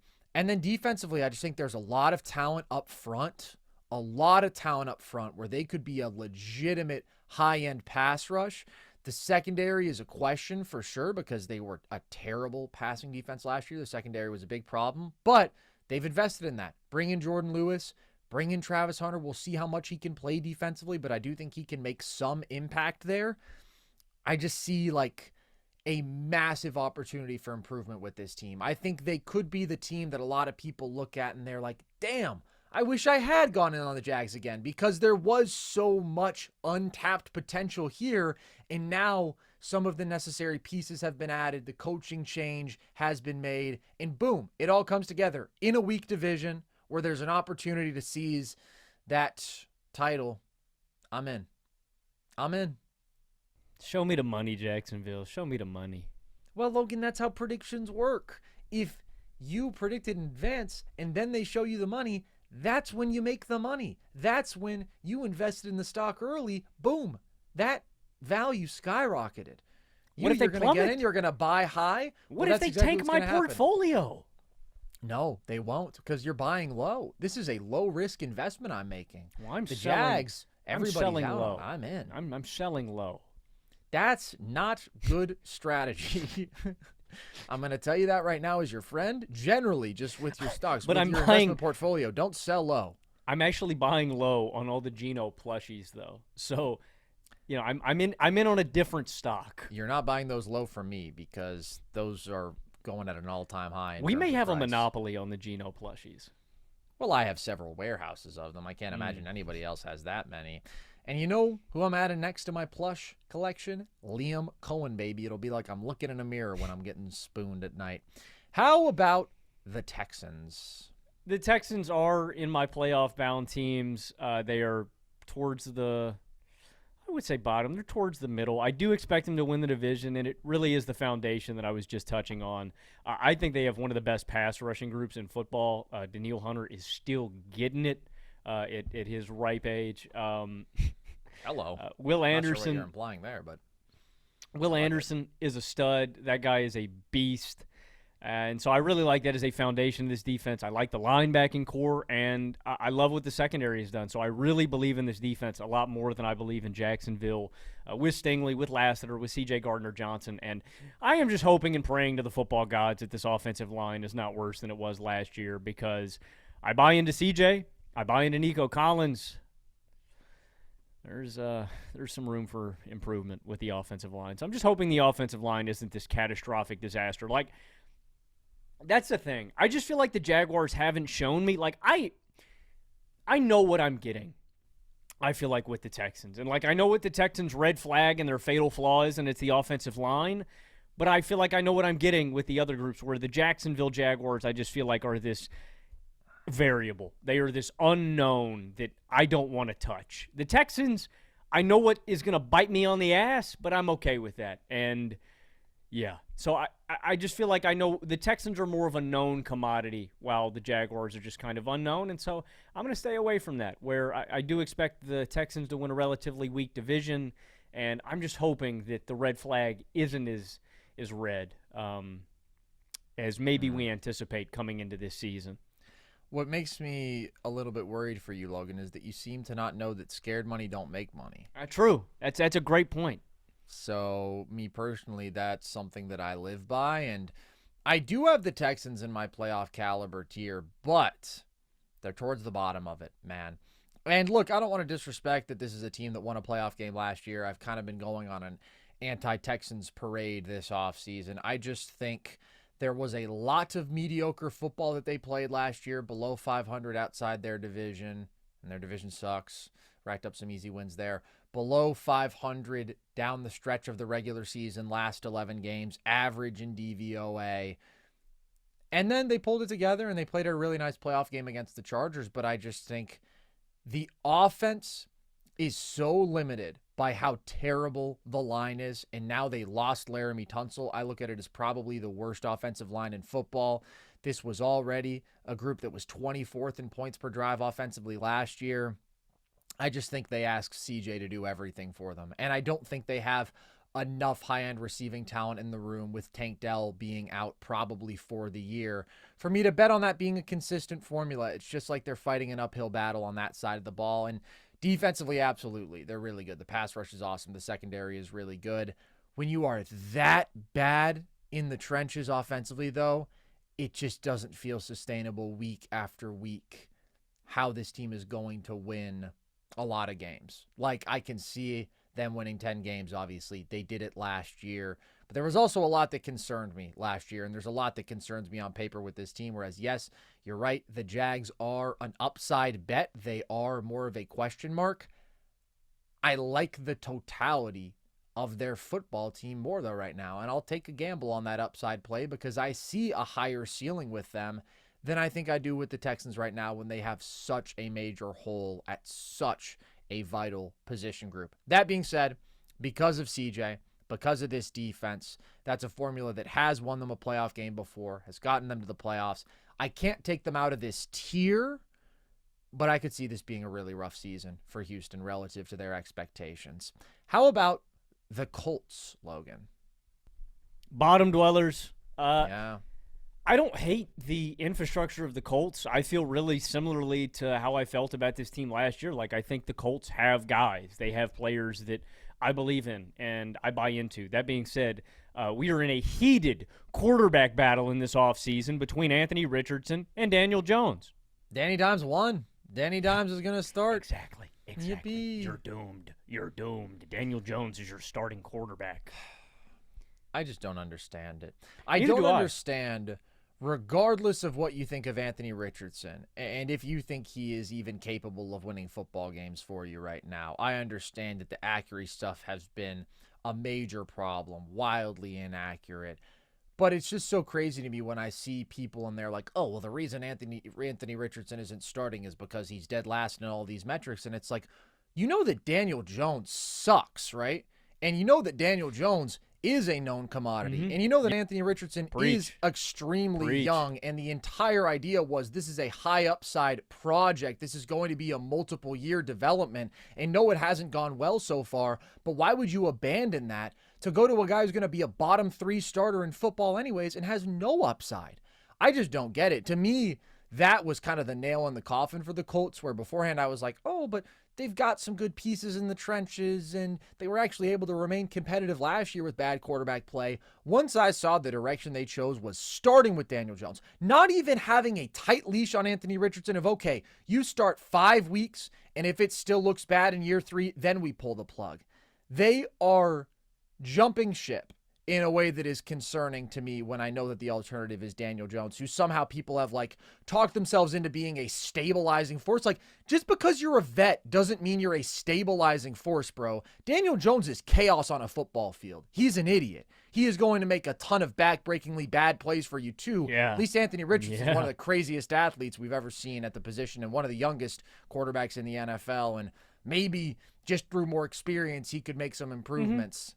God, I would just rather take that risk than accepting horrible results from a veteran. I completely agree, and I thought some of what we saw from Anthony Richardson was encouraging last year. Like, it wasn't all great, but I mean, some of the deep balls that he connected on, like with Alec Pierce deep downfield, it's like, bro, that's just something that Daniel Jones doesn't have in his toolkit. He doesn't have that kind of arm. And again, I understand that Anthony Richardson is a frustrating experience, but you hit the nail on the head, Carson. Like, what is the upside with Daniel Jones? You win. I mean, the best year of his career came in 2022. They went 9-6-1. He had 15 touchdowns to 5 picks, 3,200 passing yards. Again, this is the pinnacle. This is the peak of Daniel Jones's career as a quarterback. He had 700 rushing yards and 7 TDs. Like, that was the best that he did. He had over 20 TDs. He had nearly 4,000 total yards of offense. And the best thing that you could say about him was we didn't overtask him. When you look at the other side of the coin with Anthony Richardson, it's like, okay, you know, he may lose us some games with him being reckless or him not doing all the little things. There is a world where Anthony Richardson could prove himself this year as a starting quarterback. And you know what, Carson? What's weird to me is I like the volatility with starting in Anthony Richardson because the upside is he blossoms, he figures it out.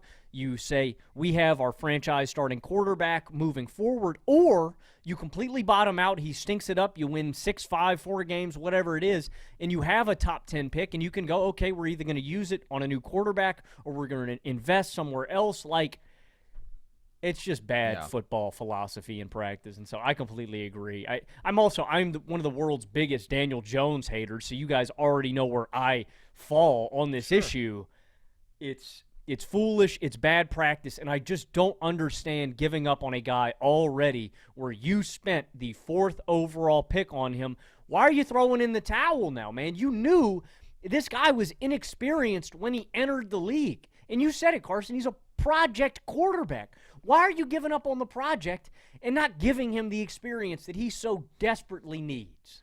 I mean, the definition of a project quarterback, Mr. started 12 games in college, youngest quarterback in the draft, all the physical tools in the world, but doesn't have the production.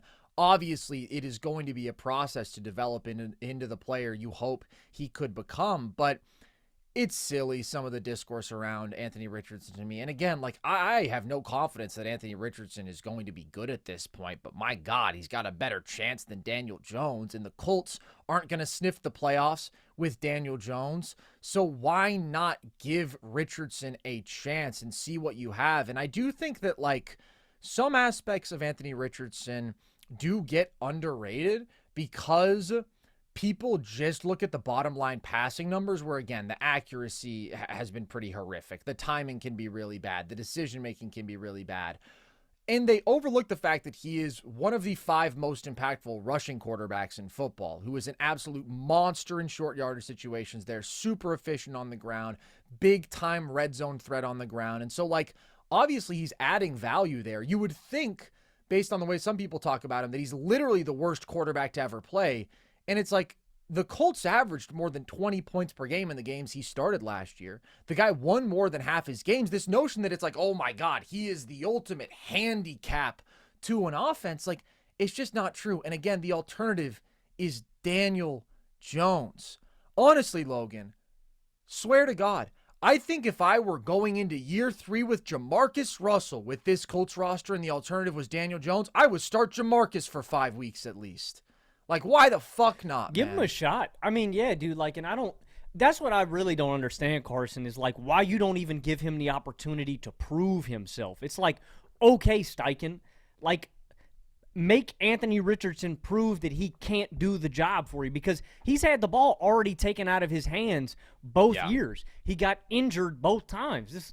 Now he's injured in the preseason. Like, I get if the injury is lingering and he's not ready to go week 1, and then you make that judgment call and say, okay, I'd rather rock with a fully healthy Daniel Jones for this week and see what he gives me. But it just feels premature, and I don't know, man. That's why, Carson, I wonder if there's like something behind the scenes that we don't know about, if there's like a work ethic thing, or if his injury's worse than we know. I don't know, man. There's something fishy about this situation that doesn't make sense. Even still, even if those were issues, I would start AR, and let's see what we got, man. We spent the 4th overall pick on the guy. And I'll make this comparison understanding that these guys basically could not be more different as quarterbacks in their archetypes. But if you think about how Bryce Young looked at the start of last year, where he did not look remotely close to a starting caliber player, he looked broken. And then the level that he got to by the end of that year, where he was actually playing pretty well, like, there is talent within Bryce. There is talent within Anthony Richardson. It is your job as an organization to try to squeeze it out of him, to get the most out of him that you can. And again, at least to give him the opportunity. And I understand that there are some people who are like, oh, well, if your quarterback is so bad, like, you can't even let him out there. It's demoralizing. Again, the Colts had a winning record when Anthony Richardson was on the field. And maybe this would be different if I thought this were a roster that had a playoff chance, or if the alternative was somebody better than Daniel Jones. All of those things could change the picture. But the way I see it right now, they are accepting a known terrible outcome over an unknown, maybe terrible, maybe even more terrible than Daniel Jones outcome that also could be better. And I at least want to see what I have in the quarterback who I did draft in the top 5, who does have some really unique talents. But I have the Colts as bottom dwellers too. I'm out. Any team with Daniel Jones starting at quarterback that also just doesn't have a good roster, I'm good off that. How about the Titans? I've also got the Titans in my bottom dweller category, and, I think there are some encouraging things. Cam Ward, I think, is going to be the guy for the Titans moving forward. I think there's going to be a lot of growing pains this year. That's why I have them in the bottom dweller tier. I think it's a lot to ask a guy like just a rookie quarterback to step in here and immediately save the franchise. I don't think the offensive line is that good. I don't think the defense is that good. There's not a lot that I like about Tennessee. So I think it's going to be all about Cam Ward and his development this season and what you get out of him. But he does have some skill position talent. Like, I like Pollard. I like Calvin Ridley. I think those guys will be players that he can lean on. I think Callahan is a solid offensive mind. Like, this team is just not that good. So no. Tennessee's probably, I think, going to be picking again in the top 5, but really, I don't think the results matter. I know that sucks as a fan coming into a season and saying the individual games don't. It's all about how Cam Ward looks, what his development looks like, how he comes along throughout this season, and that at least is something to look forward to if you're a Titans fan. Just having that kind of guy in the room and hopefully the building block for your franchise. But I think they're a bottom 5 team in the league next year. Yeah, I agree. This team was bad at pretty much everything last year. I'm optimistic about Cam Ward. He's not the sort of rare rookie quarterback who can make up for that. They were so bad in the trenches, and yes, they bring in Dan Moore Jr. and Kevin Zeitler. They invest in the offensive line. I know how you feel about Dan Moore Jr., but they've invested in the group. I think their offensive line will be better. I still think this is a very limited offense. This is a defense that struggled a lot last year. They were terrible in special teams. Like, they won 3 games last year for a reason. Cam Ward is not going to be able to save them from that fate, even if he does have an encouraging rookie season. They are stamped as bottom dwellers to me. Let's move on to the Lions. Logan, what tier do they fall in? Contenders. This team's way too talented, I think, to have them in any other kind of tier. They are in the middle of my contenders tier because at quarterback they have Jared Goff, and always looming with Jared Goff is the goofer. He could pop out. He is Jared Goff's alter ego. He unfortunately rears his ugly head in big moments and big games. Not to be confused with the Gooner, who is my alter ego. I also hope to avoid him on all occasions. Well, you two have met once or twice. But even though, we saw a lot of turnover with this team, offensive coordinator, defensive coordinator out, Aaron Glenn and Ben Johnson on to head coaching jobs with the Jets and the Bears, respectively. I still think this team is much too talented. They've got one of the best wide receivers in football in Amon-Ra St. Brown, even though they've lost some key offensive linemen in Zeitler and Ragnow. I still think the offensive line will be really good. Sewell and Decker are one of the best tackle duos, I think, in football. They've got a great 1-2 punch at running back with Gibbs and Montgomery. And then their defense has excellent personnel at all three levels. 2 defensive player of the year caliber guys in Aiden Hutchinson and Brian Branch. The team's just too talented to have anywhere else. Yeah. And I love their infrastructure. So the Lions are solidly in my contender tier. Yeah, we can get cute with our Lions takes. Like, I had them not winning the division this year, and we can say, ooh, they lost Ben Johnson, they lost Aaron Glenn, they lost Ragnow, they lost Zeitler. These things do matter, and yet they still won 15 games last year with their entire defense being decimated for the second half of the year, and Aiden Hutchinson going down after 5 weeks. Like, the talent this team does still have, even in spite of a couple losses, is pretty exceptional. I think their offense will take a bit of a step back just because I think that offensive line dominance was so central to their greatness, as was Ben Johnson's play calling, and yet they still have an amazing group of pass catchers, an amazing backfield, a ridiculous running back duo. Goff can play like a top 10 quarterback for you. Should still be a good offensive line. And then defensively, they've got a lot of talent at every level. I think that they are absolutely contenders. The question is just how high you rank them within the tier. I am lower on them than last year's team, definitely. But nevertheless, I still think that they are a team that if they get through a really tough schedule and they find their identity, and Campbell is such a great culture-setting coach, but if they're able to replenish the coordinator situation and, again, really get in rhythm by the end of the year, they check so many boxes that you don't want to go up against a team with this kind of offensive firepower, with this kind of a defensive line. If Aleem McNeil's back and healthy, with this secondary tandem, these linebackers, like, the Lions are a really good football team. So, yes, they are still contenders, even if I don't think they're going to win 15 games again this year. One of those other really good teams who won 14 games last year is the Minnesota Vikings, Logan. But obviously, with a change at quarterback from Sam Darnold to J.J. McCarthy, are they contenders? What tier do you have them in?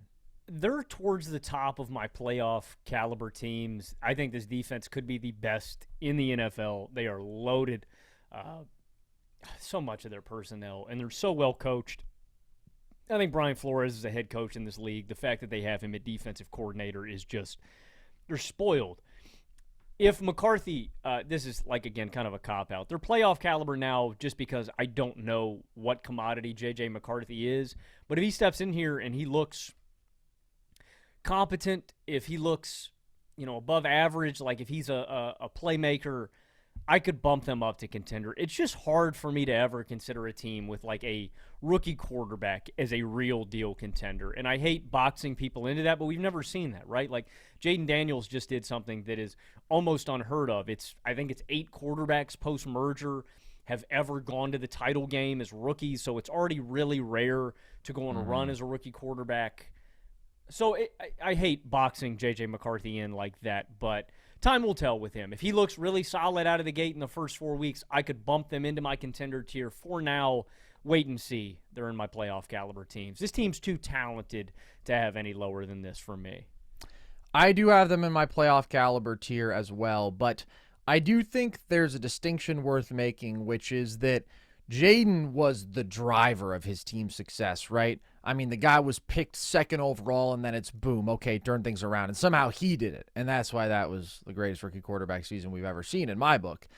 There haven't been many first-round quarterbacks who effectively joined, because this is the first time he'll actually set foot on the field in the regular season, a 14-win team, and a 14-win team that on paper actually got even more talented if you look at the totality of the roster, not accounting for quarterbacks. So for all those reasons, I do think if you ever were to drop a kind of middling de facto rookie quarterback into a situation and say, can we still be a contender? This would be at the top of the list with how loaded they are defensively, with how great their coaching staff is, with how loaded they are offensively, an improved offensive line, great pass catchers, commitment to running the ball, KOC calling plays. there is so much to love that if J.J. McCarthy impresses me, they will jump into that contender tier. Right now, I also have them at the top of playoff caliber, though, just because I think I'm not the highest on J.J. Darnold had his flaws, but it's asking a lot to say, okay, J.J., come in, and even in this great situation, replicate the play action effectiveness, replicate the overall passing volume that Darnold gave us last year. I would just need to see it, because I think that it's a lot to ask. I mean, you're having to really operate at a pretty high level in terms of your ability to make decisions within an offense. Like, I need to see it from JJ. So until I do, they are in my playoff caliber tier. How about the Bears, Logan? The Bears are in the Hall of Mid. Okay. I could see them making a... No, I couldn't. I think the Bears are definitely at the bottom. I don't know, man. You can't see it. I can't see it. The division's too loaded to me, dude. I think the fact that they have to battle these teams that we've already talked about 6 times throughout the year, Caleb's development in year 1, and I don't want to put too much stock into it because we have a new coaching staff coming in, a new offensive mind, much better infrastructure. I was still disappointed. Like, Drake May and Jaden Daniels just both looked more pro-ready for sure than Caleb. Again, he's dealing with an offensive line of 5th, 6th, 7th, and undrafted guys. So I don't want to put too much into that, but I do think Caleb has a little bit further to go before he's ready to be a real deal contender. That being said, the offensive situation has gotten better. They invested in the offensive line. I like the receiving group more than last year. I think Luther Burden will be impactful in year 1. It is a really good receiving group. I just think Caleb is a year or 2 away before I really buy into him as a leader of a playoff contender. And then I think the defense is average and middling in the middle of the pack. So this team to me screams Hall of Mid. I think they win 7 games next year. Wow, 7 games. You think that's low? I think that's about right for Chicago in a tough division. The division is so tough, and that's why I don't have the Bears in the playoffs, and I think that they are, going into the year, the most likely team to finish last in this division. I have them as playoff caliber, though. I don't think they will be in the playoffs, but they are among the few teams outside looking in on my preseason predictions who have a legitimate chance, or who at least are of the caliber, right? The talent is there. If you put them with a more favorable schedule, if you drop them with the Patriots schedule, my de facto example, we'll just send them to another conference. Or if they were competing for the AFC South title, I think they'd have a real chance. And so I do include them in the playoff caliber tier because I love what they did this offseason. I think that offense should be ready to rock, man. I mean, truly, at this point, you're looking at Caleb and it's he's the question mark with this offense because Ben Johnson is phenomenal. They have loaded up that offensive line to make that one of the better offensive lines in football. They have loaded up that receiving core, not just adding Burden, but also Colston Loveland. It's all in place, and now we need to see how much has Caleb progressed. He's got all the physical tools in the world, has to get so much better as a processor, has to be more accurate than he was last year, has to make quicker decisions, not take the bad sacks, and he has so far to go from last year that, I'm not expecting a leap all at once from Caleb, even though I think his ceiling is still super high to him, now being, a fringe top 10 quarterback. But there's a lot of pieces that have been put in place for him to have a successful sophomore campaign. I'm still fundamentally a Caleb believer, and so I do think he looks a good bit better this year. Again, it's not going to happen all at once, but this is a step forward for him. I think the run game is probably significantly more effective, and I think that Ben Johnson will really commit to that aspect of this offense. And then defensively, I think they're solid. So it's just such a murderer's row that they have to go through that, no, I couldn't pick them to be better than Minnesota or Green Bay or Detroit. But if J.J. McCarthy sucks and the Vikings only win 8 games because of that, do I think Chicago could be the team that pounces and wins 10 and they're in the playoffs? Absolutely. If, God forbid, there's a major injury for Green Bay, if Jordan Love, although they did a nice job without him this past year with Malik Willis, but I guess I'm just saying they're on the short list of teams that I think have a chance to pounce if something unexpected goes wrong with a team that I do like more on paper right now. Because they're a talented football team. You can't get there? 7 wins you're saying for the Bears? No more? I'd have to see a lot more from maybe I'm downplaying Caleb too much. I just think Caleb's going to have to show me that he's capable. I'm just. It's fair. It's fair, but the offensive line difference is so significant. It's huge. It's massive. The coaching difference is so massive. This is like what I was talking about with the Jags. When you go from the fucking clown show to a couple of the best offensive minds in football, that's a big difference. So I'm optimistic about the Bears. I'm tempering expectations because the division is that tough. It's not going to happen all at once. I think this is a solid step forward, and I think that they have a decent chance at the playoffs. I think they're a good football team. Let's move on to the Eagles, Logan. Super Bowl winners, safe to say they're contenders? Yeah, I don't think we have to spend a ton of time on Philadelphia. I agree. Even with some losses on the defensive side of the ball, they're still arguably the most talented team in football. Even losing Kellen Moore, the offense is still stacked position by position. They're absolutely contenders. How about the Commanders, Logan? So I know we disagree pretty staunchly on where the Commanders rank. I do have them in as contenders because I believe so much in this offense and Jaden Daniels, how he enhances the offense around him, how special he is as a quarterback. So far advanced in terms of decision-making, accuracy. Honestly, it's a decision-making more than anything else. Like, he's so good at striking the balance between taking shots and checking down and just play-to-play, his composure and his intellect. I was afraid that Jaden might get broken in half with his build. He's great at mitigating, like, how hard he gets hit. And, again, like, the little decision-making, when to go out of bounds, when to slide, little stuff like that. Jaden is a brilliant, brilliant quarterback. I think they improved the offense around him, adding Laramie Tunsil on the line that I already thought was really good last season. I think the running game is going to get better. The passing game is going to get better with Deebo Samuel. So, like, and I don't know necessarily if it's going to be reflected in the numbers. I think they were already an elite offense. I think they're going to replicate their success from last year. I say that they're going to be better. I think the talent's better. I don't know if it's going to be like, oh, this is going to be the best offense in football.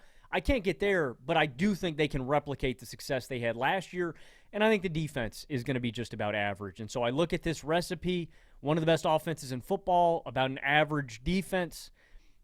I think the Commanders are legit in a way where, you don't want to run into them in the playoffs. I think the Commanders would scare the shit out of me if I ran into them in the playoffs with this kind of an explosive offense. So I do consider them real deal contenders. This is my preseason pick to go to the Super Bowl. I believe in Jaden in this offense that much. So as you said, we are pretty much on opposite ends of the spectrum with Washington. I have them in my playoff caliber tier, but I do have them in the lower half of my playoff caliber tier, I think. Now, my bold take was that they missed the playoffs. Part of that is that their schedule is extremely, extremely difficult. They have to play the AFC West. They have to play the NFC North. So it's not just in a vacuum that I think like, oh man, Washington last year was fraudulent or Washington's going to be worse this year. I more so just think that schedule is a real challenge. I do think that their defense is a major point of concern for me, maybe more so than you. You say average. I think it's a pretty bad defense. I think it was a defense that last year was 23rd in points allowed per drive, really struggled against the run. I worry about the secondary. I really worry about safety. I don't see like the high-end pass rush. And so it just really worries me if I am deeply concerned about your ability to get stops.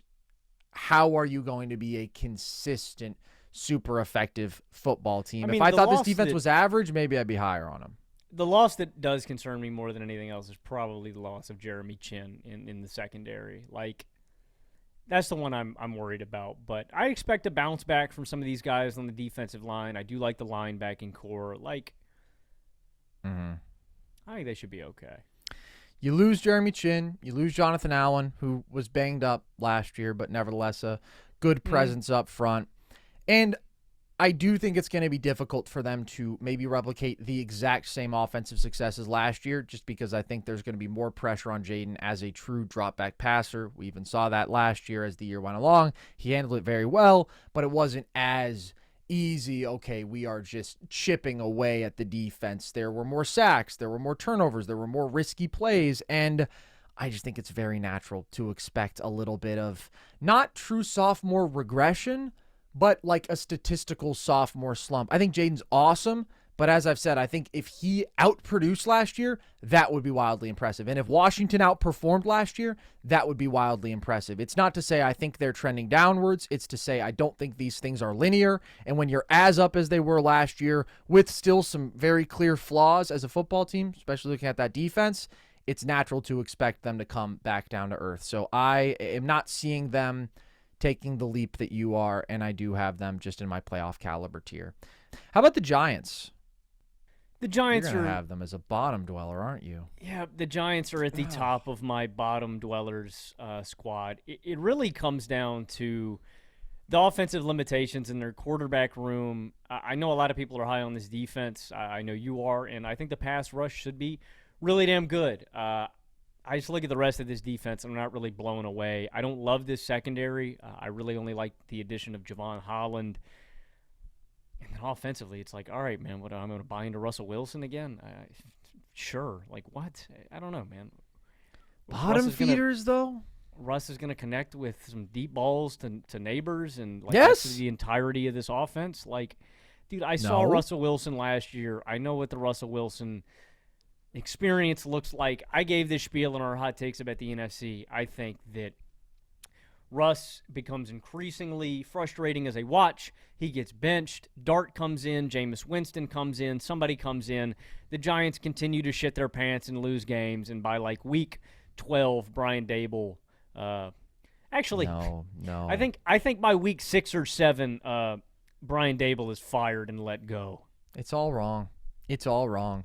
The New York Giants are going to be a very respectable 7-8 win team this year. Now, they do have a really hard schedule, actually. That's the problem. That's why I can't get too cheeky with my Giants takes, but I look at them as being of the same caliber as the Cowboys. I think this is a team that has quietly improved quite a bit. I think their pass rush is as scary as any in football. I think you underrate their secondary. They bring in Paulson and Debo. Drew Phillips has been good for them. There's talent there. I think it's a really good defense. How many teams to you are between the Giants and the Steelers? That's a good question. Let me look. Not that many, Logan. I'd say over 10. That is insanity to me. No, it's like 3 or 4. The Giants are solid.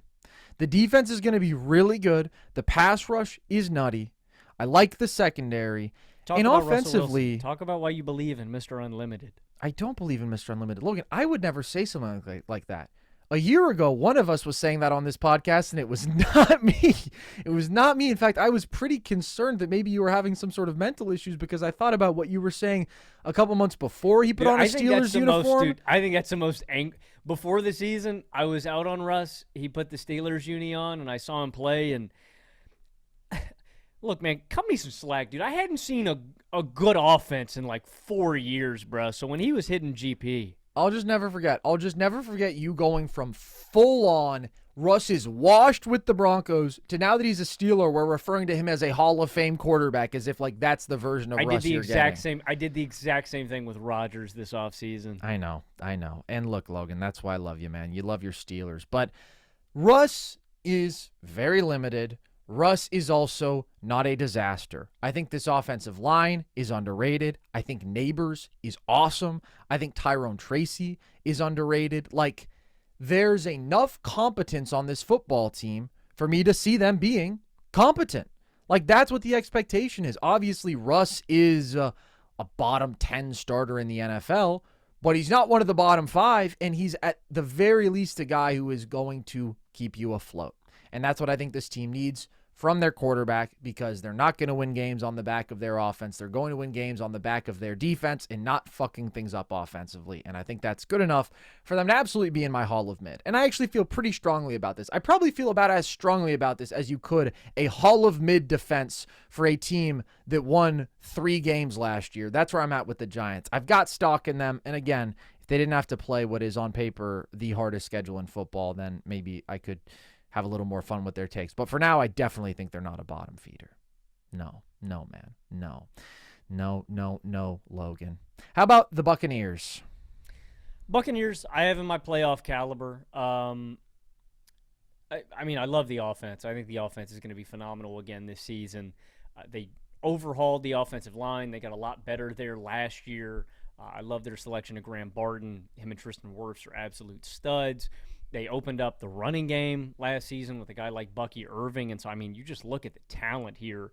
Top 10 quarterback Baker Mayfield, dynamic rushing attack with versatile guys in, if it's Sean Tucker who can come in and run between the tackles, if it is a Bucky Irving who is a beast, if it's Rachaad White in the receiving game. You look at the wideouts. If Mike Evans comes back in that ankle injury and his ankle is fine, he's still an elite receiver. Chris Godwin is a beast. They add Ibuka, who should be a monster. Kate Otten is solid. Like, the offense, I think, will be top 5, and then the defense should be really, really solid. And I mean, you made the pitch on our contenders list. You moved me. If this defense is good enough, I mean, the Buccaneers are a scary draw when it comes to the playoffs. So, firmly in my playoff contenders. I do have them losing the division. I have a different team winning it, but I would be remiss if I said that, I didn't think the Buccaneers were going to make the playoffs. I think they should be in the playoffs. I think they should be right around 9 to 11 wins. I don't think they win their division, though. Contenders. Read it and weep. This is the most stacked offense in football. They have an elite offensive line. They have an elite group of pass catchers. They have a pretty elite running back room in totality, and they've got a very good quarterback. Yes, they lose Liam Cohen. That's not nothing to me. But they got even more talented from a group that was top 5 in passing efficiency, rushing efficiency, and averaged basically 30 points per game last year. I think they replicate that success, maybe are even a little bit more potent this year offensively because now they have Ibuka, and you hope for health with that whole receiving core.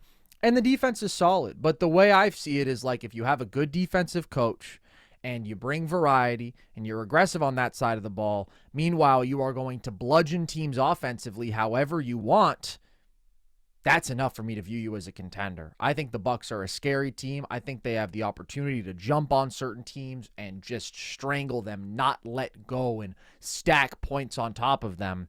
I'm high on them. I think they are clearly the best in their division, and I do view them as one of the lower end true contenders, but of that tier nonetheless. You're all in on the Falcons, though, Logan. Talk to me about it. I like the Falcons' schedule. They've got one of the lightest ones in the league this season, and then I'm much higher, I think, than a lot of people on Michael Penix. Now, I don't know if Penix is going to be like a top 10 kind of guy, but I think he could be a league average or above average quarterback. I think the Falcons were very, very limited by Kirk Cousins at the end of last season. They made the right decision to move off of him to Penix. He's still on the roster, obviously, but starting Penix the rest of the way. They've got a loaded offense in terms of playmakers. Love Mooney, love London, love Bijan Robinson. I like Kyle Pitts. I really think he was held back, and I think they should have one of the top rushing attacks in football behind this offensive line, an elite run blocking group. And then I think the defense is solid. It's not great. It's not great. I will admit that. But I think they should be good enough to win the division with a light schedule. They're at the back end of my playoff caliber teams where I think the Falcons will win the division, and they'll probably get bounced in round 1 or something like that. But I think it'll be an encouraging year and a step forward. I really think this team was hindered and hampered by Kirk Cousins last season, and I think Penix is going to kick them up a notch. So, I don't think they're a real deal contender, but I think they should be in the playoffs. I've got them at the top of the Hall of Mid. I'm just not that high on the Falcons, and I can see the swing factors for them. Obviously, it's Penix, and then defensively, if all the investments they made at edge pay off, well, that fills a big gap for them and could maybe turn into a strength. I mean, they go out, they get Leonard Floyd. They spend 2 first-round picks at the position. There's no question the Falcons know what their top priority was, but we'll see. This was a defense that struggled last year, that was bottom 5 in points allowed per drive, 27th in yards allowed per drive. That's obviously concerning, even with some of the talent investments that they've made. And then I think Penix is solid. I also think I kind of have mixed feelings about Kirk last year because obviously the bottom fell out and there was just such a ridiculous lack of mobility for him that the picks started piling up and yes, he was absolutely limiting them down the stretch. But I also think we shouldn't forget that just because the end was that bad, Kirk also started the year pretty well, and so like it's not like he was horrible for them in totality. Absolutely, the writing was on the wall. They were right to move on to Penix and go with him going forward. I agree with all that. But what I'm also saying is it's not like we can really look at last year and be like, oh, they won 8 games because Kirk Cousins was so bad, and now with Penix being solid, they'll win a couple more. Because like in totality, I think Kirk had good and bad moments last year. I think Kirk lost them some games down the stretch. He wasn't bad in totality, and that's why I'm not expecting a major leap. You know, like I think Penix will be marginally better than Kirk, and he does bring that dynamic of rushing that Kirk doesn't have at all. Or being able to move whatsoever. That's also nice. I mean, Kirk was literally just standing in there as the pocket collapsed around him no matter what, and he's just throwing that football. And again, it worked for a while, and then you got some really rough weeks where the picks start coming in waves. It's going to come down probably to really, the edge situation and Penix, and I'm just not quite as optimistic about those maybe as you are. So I see them as a fine football team. I would have liked to be able to include them in playoff caliber just because I think they probably are trending upwards because like they have so many key young players who I'd like to be optimistic about getting a little bit better. I think Bijan's a monster. But in totality, that's kind of like what's going to decide how good this team is. But I don't know, man. At the end of the day, I didn't want to be too inclusive with my playoff caliber tier, and they were probably the first cut. Definitely one of the first couple cuts. How about the Saints? Bottom dwellers. Yep. Could be the worst quarterback situation we've seen in a long time. Heated quarterback battle between Spencer Rattler and Tyler Shuck. As of our time of recording, maybe this is dated by now, still not decided who will be the representative of the New Orleans Saints. God bless either one of them. How about the Panthers? I also have the Panthers in the bottom dweller tier. Honestly, it has less to do with like Bryce Young. I think Bryce is primed to get better this season with the additions they made. I like the wide receiving room with Ted McMillan, with the addition of Hunter Renfrow. I think Leggett should get better. Adam Thielen should be solid. And I really like Chuba Hubbard, too. I mean, I think that people are hating on the boy Chuba. I saw somebody ranked, this Bleacher Report ranked the Panthers as like the worst running back room in football. And I'm like, hey, they got Chuba Hubbard, man. Put some respect on old Chuba. He's a little respect on him. Solid little dual threat. The reason that I have them down here is I have very little confidence in this defense. I think the defense has taken some major steps back over the past 2 years. And, I don't expect this to be like an upper echelon offense. So maybe they're like a top 20 kind of offense-ish. And then, maybe like the league average. And then they're a bottom 5 defense. So the Panthers, I think, are in the bottom dwellers tier. Maybe they win 6 games, maybe 6 at the top, maybe. I feel like that's even optimistic. The best thing that can happen this year is Bryce balls out. They end up with a top pick that they can invest in their defense more, and you walk away feeling like he could still be the starting quarterback of the future for your team, but they're firmly in my bottom dweller tier. Comparison is the thief of joy, Logan. I believe it was Pablo Neruda who said that first. And there's truth in that, because I'd like to be optimistic about as many teams as I can, and then you get to the drawing board and you got to put some teams as bottom dwellers because you need the click slogan. You need to have everybody in a tier, and you got to make hard decisions. And the Panthers just ended up on the wrong side of the line. I think that this is hopefully kind of an encouraging season for them. I mean, it's really mostly about Bryce, but Bryce played so much better down the stretch of last season, and even with his physical limitations, showed a poise, showed a composure, showed a level of processing that is encouraging, showed some more creativity and ability to extend plays and use his legs, and now he gets Ted McMillan. The offensive line is very solid. Like, okay, I think that offense can be solid, and that's the most important thing. The defense last year was an abomination. That being said, they were without Derek Brown for the entire season, so even though they were the worst defense in football by pretty much every metric last year, absolutely terrible, pressure rate that was like unfathomably bad, and they were also dead last in rushing defense in terms of yards per attempt and total yardage, and they were 30th in passing defense in terms of yards allowed per attempt. Terrible defense, last in yards allowed per drive, last in points allowed per drive, horrible defense. But they didn't have Derek Brown. And so he comes back, and that's something. But I just think the defense is still going to be pretty bad, is what it comes down to. I think mediocre offense, bad to very bad defense. they are a team who I feel could definitely win 5 games again this coming season. And I think it'll be a more consistent 5 games. Whereas last year, a lot of their losses were absolutely horrible. First half of the year, they looked like one of the worst teams we'd ever seen. And then second half of the year, they were solid. This year, I think it's more consistently, 1-score loss, 1-score loss. And that's better. But at the end of the day, Logan, you got to make some tough decisions. You got to put somebody on the chopping block. How about the Rams? Rams were the last team in my contender group. Young, improving defense.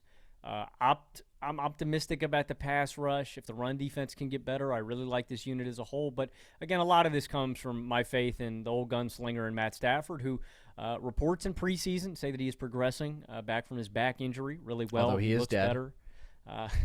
He looks better, although he has passed on. Yeah, he looks better, although he has 100% teeth now. He is just a chattering mouth, no arm. He just bites the football, and it shoots out. Every single time we've talked about Matt Stafford, we've done this exact same thing, where we talk about him being dead, funny. and then you talk funny. about his teeth. And So by the way, funny. I think it gets funnier every time. Anyways, less on Matt Stafford. Kyron Williams was really good last year. I know that the yards per attempt don't do him a lot of justice, but he was running behind a really banged-up offensive line. They should have more health there. And when they were healthy, the unit wasn't bad. They just had to go through basically everybody. And then they add Devontae Adams and swap him out for Cooper Kupp. I think that's an improvement. Adams and Nakua are a really nice 1-2 punch. And I just have the ultimate faith in Matt Stafford. Again, the Rams are one of those teams. Battled against the Eagles in the playoffs last year, who won the Super Bowl. You don't want to run into that group. They strike fear into me if I were to run into them because of Matt Stafford. So they are the last team in my contender group. I think they're going to win the NFC West. They are a real deal to me. Great coach, great quarterback, really good pass rush, young defense that trended up in a big way last year, peaked at the right time. As you say, pushed the Eagles harder than anybody else in the playoffs. Healthier offense with the offensive line, hopefully having more continuity with Devontae as an upgrade at receiver. Think the run game will be more efficient with the healthy offensive line. You put all that together, this already was one of the hottest and most dangerous teams down the stretch last year. I don't see why they wouldn't be more consistent and put it all together over the course of the full season this year a little bit more, and especially come playoff time. You still look at them as a team that has a really scary formula, especially if that defense is more consistent, because we already know the pass rush has really disruptive potential. They ruined Sam Darnold's life last year. I think he's bounced back okay, but that was brutal, and you have to give them a ton of credit for that 9-sack performance. So they check a lot of my key boxes, man. I agree. The Rams are contenders to me. Maybe they aren't the most stacked roster, but I don't know. If they stay healthy, I think they're going to be really good. And that defense, man, with young defenses, I always say this, they could take another major leap mid-season, man. It can happen fast. And again, the bottom line numbers for them last year were not good. 4 of their last 6 games, they held their opponents to single-digit scoring. That includes a dominant playoff victory over a 14-win team. That's the thing. If that defense becomes really consistent, okay, we could be talking about the Rams as one of the top 5 teams in football. I'm not quite there with them now, but I can see the potential. Speaking of Sam Darnold having his life ruined, Logan, how about the Seahawks? Seahawks are in the Hall of Mid. I want to give this team a lot of credit for last year. They were an atrocious run and pass defense 2 years ago under Pete Carroll. Mike McDonald stepped in and really turned them around on both sides, and I think they've got good personnel in the secondary. I think he's just a brilliant defensive mind. So this doesn't have nearly as much to do with the defense as it does the offense and Sam Darnold. Some guys have gotten healthy. They've invested in the offensive line a little bit, which I think will help the rushing attack. But I still worry about them in pass protection. And, I know that a lot of people are very high on Sam Darnold. And if you are, I'm sorry that I'm saying this, but oh God, he was just in the most optimal situation of all time last season with Minnesota, with an elite offensive line, with great skill position talent, with the best receiver in football. Once Darisaw got hurt, that offensive line wasn't so good. I think you saw him kind of crumble behind that offensive line. And that's kind of my point, is that the infrastructure isn't as good around him. I think they will have a good receiving game. I like the receiving talent, but I really don't like this offensive line. And so when I look at Seattle, they feel like an 8-win team to me. And Darnold, I just wouldn't have paid. And so I think they made a mistake giving up on the boy Geno. I'm less than encouraged about Seattle. Maybe they could make a playoff push, but I like every other team in their division more than them. I agree, and I just think, as I've said many times, Logan, maybe more so than anything else this offseason, everybody is going to appreciate Geno Smith more after this season because of his own performance and because I think it's going to be rough for Darnold in Seattle. I actually don't like this receiving core. You lose DK. It's so much reliance on JSN. That concerns me. I think the offensive line is still very bad. And Sammy D's nuts is going to take some bad sacks. He's going to hold on to the ball for too long, and you cannot get away with that here. And everything is going to be resting largely on the passing attack just because the run game has not been good for them. And Geno's the kind of guy who, with his athleticism, arm talent, accuracy, balls, he can hold it together, ability to deal with pressure without taking bad sacks. Darnold, unfortunately, although he is pretty good, is not that. And this is a situation that tests to the max what a quarterback is made of. And if you thought that Geno had some head-scratching picks last year, get ready for more from Darnold. And get ready for a lot more bad sacks. And just get ready for a team that struggles more to move the ball with any consistency. So I think the defense is good, and I don't want to make it sound like I think the Seahawks are bad. I just think they are absolutely mid. And I think the offense is going to take a step back. How about the Cardinals, Logan? The Cardinals were so close to making my playoff-bound group. I really like what the Cardinals have going for them. The offensive line, the offense in totality. I think Marvin Harrison Jr. is going to get better. James Conner was such a rock for them last year. And I still like Kyler Murray and his abilities, and I'm hoping that a year removed from that injury that he, regains some of that mobility and he looks more dynamic. They also scream mid to me, man. And when I looked at them, and I'll let you in, obviously, there's one team we haven't talked about, versus the 49ers. I was going to put one team in the Hall of Mid, and I was going to put one team in my playoff caliber. The 49ers have just been so much more consistent than the Cardinals. And so the Cardinals have the talent, I think, to be in that playoff caliber group. But the Niners have just shown it to me more. And considering, even though they had 6 wins last year, the Cardinals were better than them. I just feel like I can depend on the Niners a little bit more. They were banged up by injuries. They have Kyle Shanahan. I still do like Brock Purdy as a stabilizer. It just wouldn't feel right in my head to put the Cardinals in that playoff tier and the Niners not. So the Cardinals are basically at the top of the Hall of Mid for me. Sucks, man. I want to go bold with it. I just don't believe in it fully, and I'm not going to come on here and say something I don't believe in. So the Cardinals are top of the Hall of Mid for me, but they are still ultimately mid. Yeah, they're just not quite consistent enough. You look at the offense that they had last year, and you felt like they could have been a pretty dynamic group, and yet they were still up and down. And I think part of that is sometimes Kyler's inconsistencies as a drop-back passer, as a decision maker. And so unless he is more consistent, it's tough for me to see this being an upper echelon offense. They could do it, but I also would have said they could do it last year, and they didn't do it. And then I look at the defense, and I do think it's a pretty mediocre group all around. So this team ends up kind of defining the Hall of Mid to me, where I think they're very solid. I think they're very average, and that's kind of all there is to it. I am higher on the Niners. I have them playoff caliber. Why do you have them in the same spot? Like I said, it comes down to Shanahan and his reputation. For Christ's sake, man, the guy made Jimmy G. He put him in MVP conversations and stuff like that. Obviously not around here, but he had a lot of people going, no, not around here. Is Jimmy G a top 10 quarterback? Well, he was a winner, Logan. He had a certain quality, and it was he won a lot of games. He was handsome. He was very handsome. We can say it. He was a handsome guy. Incredibly handsome. And the passing efficiency numbers look good, but above all else, he was a winner. And Jimmy had this mysterious quality that made him a winner until suddenly he didn't play for the San Francisco 49ers anymore, and he didn't have that offensive infrastructure and that talent around him, and he didn't have Kyle Shanahan. And all of a sudden, nobody was saying that Jimmy was a winner and he was top 5 anymore. And that was really interesting. It was really interesting. And then we found out that Kyle Shanahan just does that with his quarterbacks. And so there's a distinction that I would make here with the 49ers. the 49ers are not the juggernaut that they have been over the past few years or this top-tier contender, but they are very much belonging in this playoff tier. Like, they've had a lot of roster overturn over the past few years. They lose Greenlaw and Hufanga this last offseason.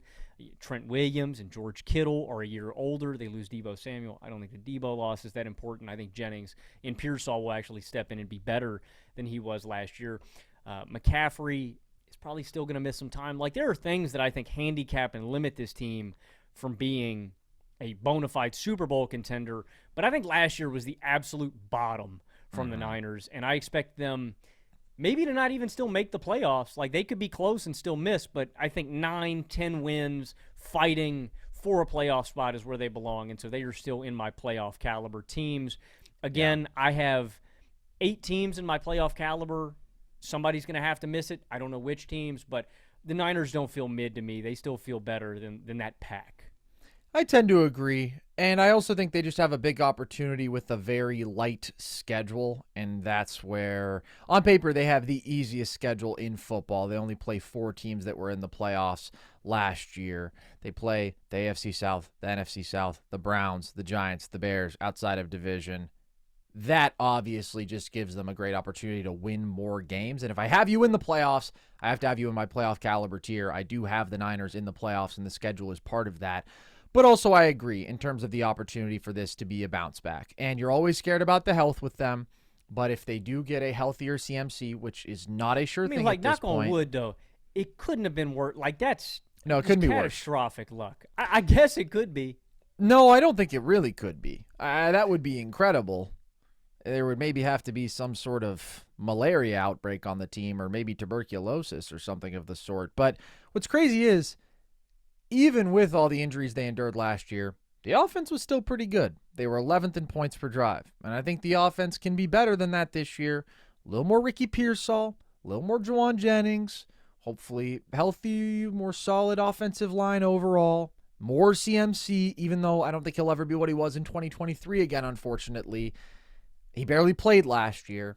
Make life easier on Brock. You know that Shanahan is going to cook. I think this could be quite a good offense. And then the defense was terrible last year, and they lost some really good players on paper, but the really good players who they lost didn't play for them last year anyways. Hargrave didn't play. Dre Greenlaw didn't play. Hufanga only played a handful of games. So even though I'm not optimistic about the defense, I think they will be better than last year with Saleh. I do really like him as a defensive mind, and so if you improve and you go from terrible defensively to just maybe not good even, if you improve from terrible on special teams, where they were unbelievably bad last year, to just, I don't know, not good in special teams. My AirPod fell out of my ear, Logan. How did you do that? Was it witchcraft? You have to tell me. Sorcery. Say my name 3 times and spin around. Carsini. You have to spin. You have to spin. I don't have enough room. I can't even spin. If you spin, I shimmy. If you spin, I shimmy. If you spin, I shimmy. I'm a sleeper agent. I'll do it anyways. Anyways, yeah, I just think the Niners are going to be better this year. I think they should improve in every phase of the game. Look at how fluid that young man is. Yeah, I've been shimmying since I was a little boy. I actually came out the womb shimmying. It gave me a difficult childhood, Logan. I'm not going to lie to you, because, of course, I was the most desired commodity in all of the state. And at the county fair, they would put me out there, and I was the boy who shimmied. And people would pay hundreds, if not thousands, if not millions, if not billions, if not trillions of dollars to see me do my thing. And that really took a toll on me, because I knew that I was responsible for the financial well-being of not just my family, but also our herd of buffalo. We had a herd of buffalo that traveled with us at the time, and of course a clown. You have to have a mandatory clown if you're going to be in the circus, and we had one named Pagliacci. And I mean, you were practically the bedrock of the economy. I mean, you locally caused the 2008 recession. I did. You stopped shimmying. I stopped performing. Well, because there was just such an immense pressure mounting on me. And next thing I know, I'm getting calls from people over at Lehman Brothers, and they're saying, you won't believe what's happened to us. I'm sitting here going, hold on a second. Did it have to do with those damn mortgages? And they said, no, actually, it was your shimmying. That's the untold story. It wasn't the subprime loans. It was Carson. No. And I'm sorry, and I'll have to live with that guilt until the day I die. Anyways, let's just real quick go through all of these tiers. In the bottom dwellers tier, I've got the Panthers, the Colts, the Titans, the Browns, the Jets, and the Saints, to me, are the bottom dweller of all bottom dwellers. So I don't have the Jets, but I do have the Giants. I have everybody else, though. That's your only swap. In the Hall of Mid, I've got the Falcons, Raiders, Steelers, Dolphins, Seahawks, Cardinals, Giants, and Cowboys. So my Hall of Mid is actually very deep. I have the Dolphins, the Jets, the Patriots, the Jags, the Seahawks, the Bears, the Cowboys, Raiders, Cardinals, and Bengals. You make more tough decisions than me, Logan. You've got more balls, and I respect it. In the playoff caliber tier, I have a relatively expansive group, because if I think you've got a good shot, I'll include you. Vikings, Chargers, Broncos, Jags, Niners, Bengals, Patriots, Commanders, Texans, and Bears. Also, I just want to be clear, teams are not ordered within the tiers. This is not an exact ranking. Who's in your playoff caliber tier? I second that. In my playoff tier, I have the Niners, the Steelers, the Falcons, the Vikings, the Broncos, the Texans, the Bucks, and the Chargers. And we don't have the same contenders, but it's pretty similar. I've got the Bills, Chiefs, Ravens, Lions, Packers, Eagles, Bucks, and Rams. Yeah, the only swap I think we have is I have the Commanders here in my top instead tier. of the Bucks. I think that's the only Exactly. difference. I can't believe that you would bail on Baker like that. Never. Please don't characterize it as that. I just believe in Jaden a little bit more. I believe in Jaden more than Baker too, but I think the Baker's got the better football team. And also, Baker gets to play in the NFC South and he doesn't have to go through that Washington schedule. True. What a time to be alive, Logan. NFL season is just around the corner. I can smell it. And if you guys want to join us for the entirety of it, please do. Please do. We'd be so lonely without you. Check out all of our content if you want. NFL season preview stuff, NBA rankings, NBA historical conversations, trivia collabs with all the greats. It's all on our YouTube channel. And you can listen to all those full episodes across all audio platforms. You can also follow us across social, TikTok and Instagram at NerdSesh, Twitter at Nerd_Sesh to see all of our daily trivia content, along with graphics from the show, along with some original takes that go out on social only. You can also join our Discord if you want to chat with the gang. That link is at the link tree across our social media bios. So with that, as always, I've been Carson Brabber. I have been Logan Camden. And this was Nerd Sesh.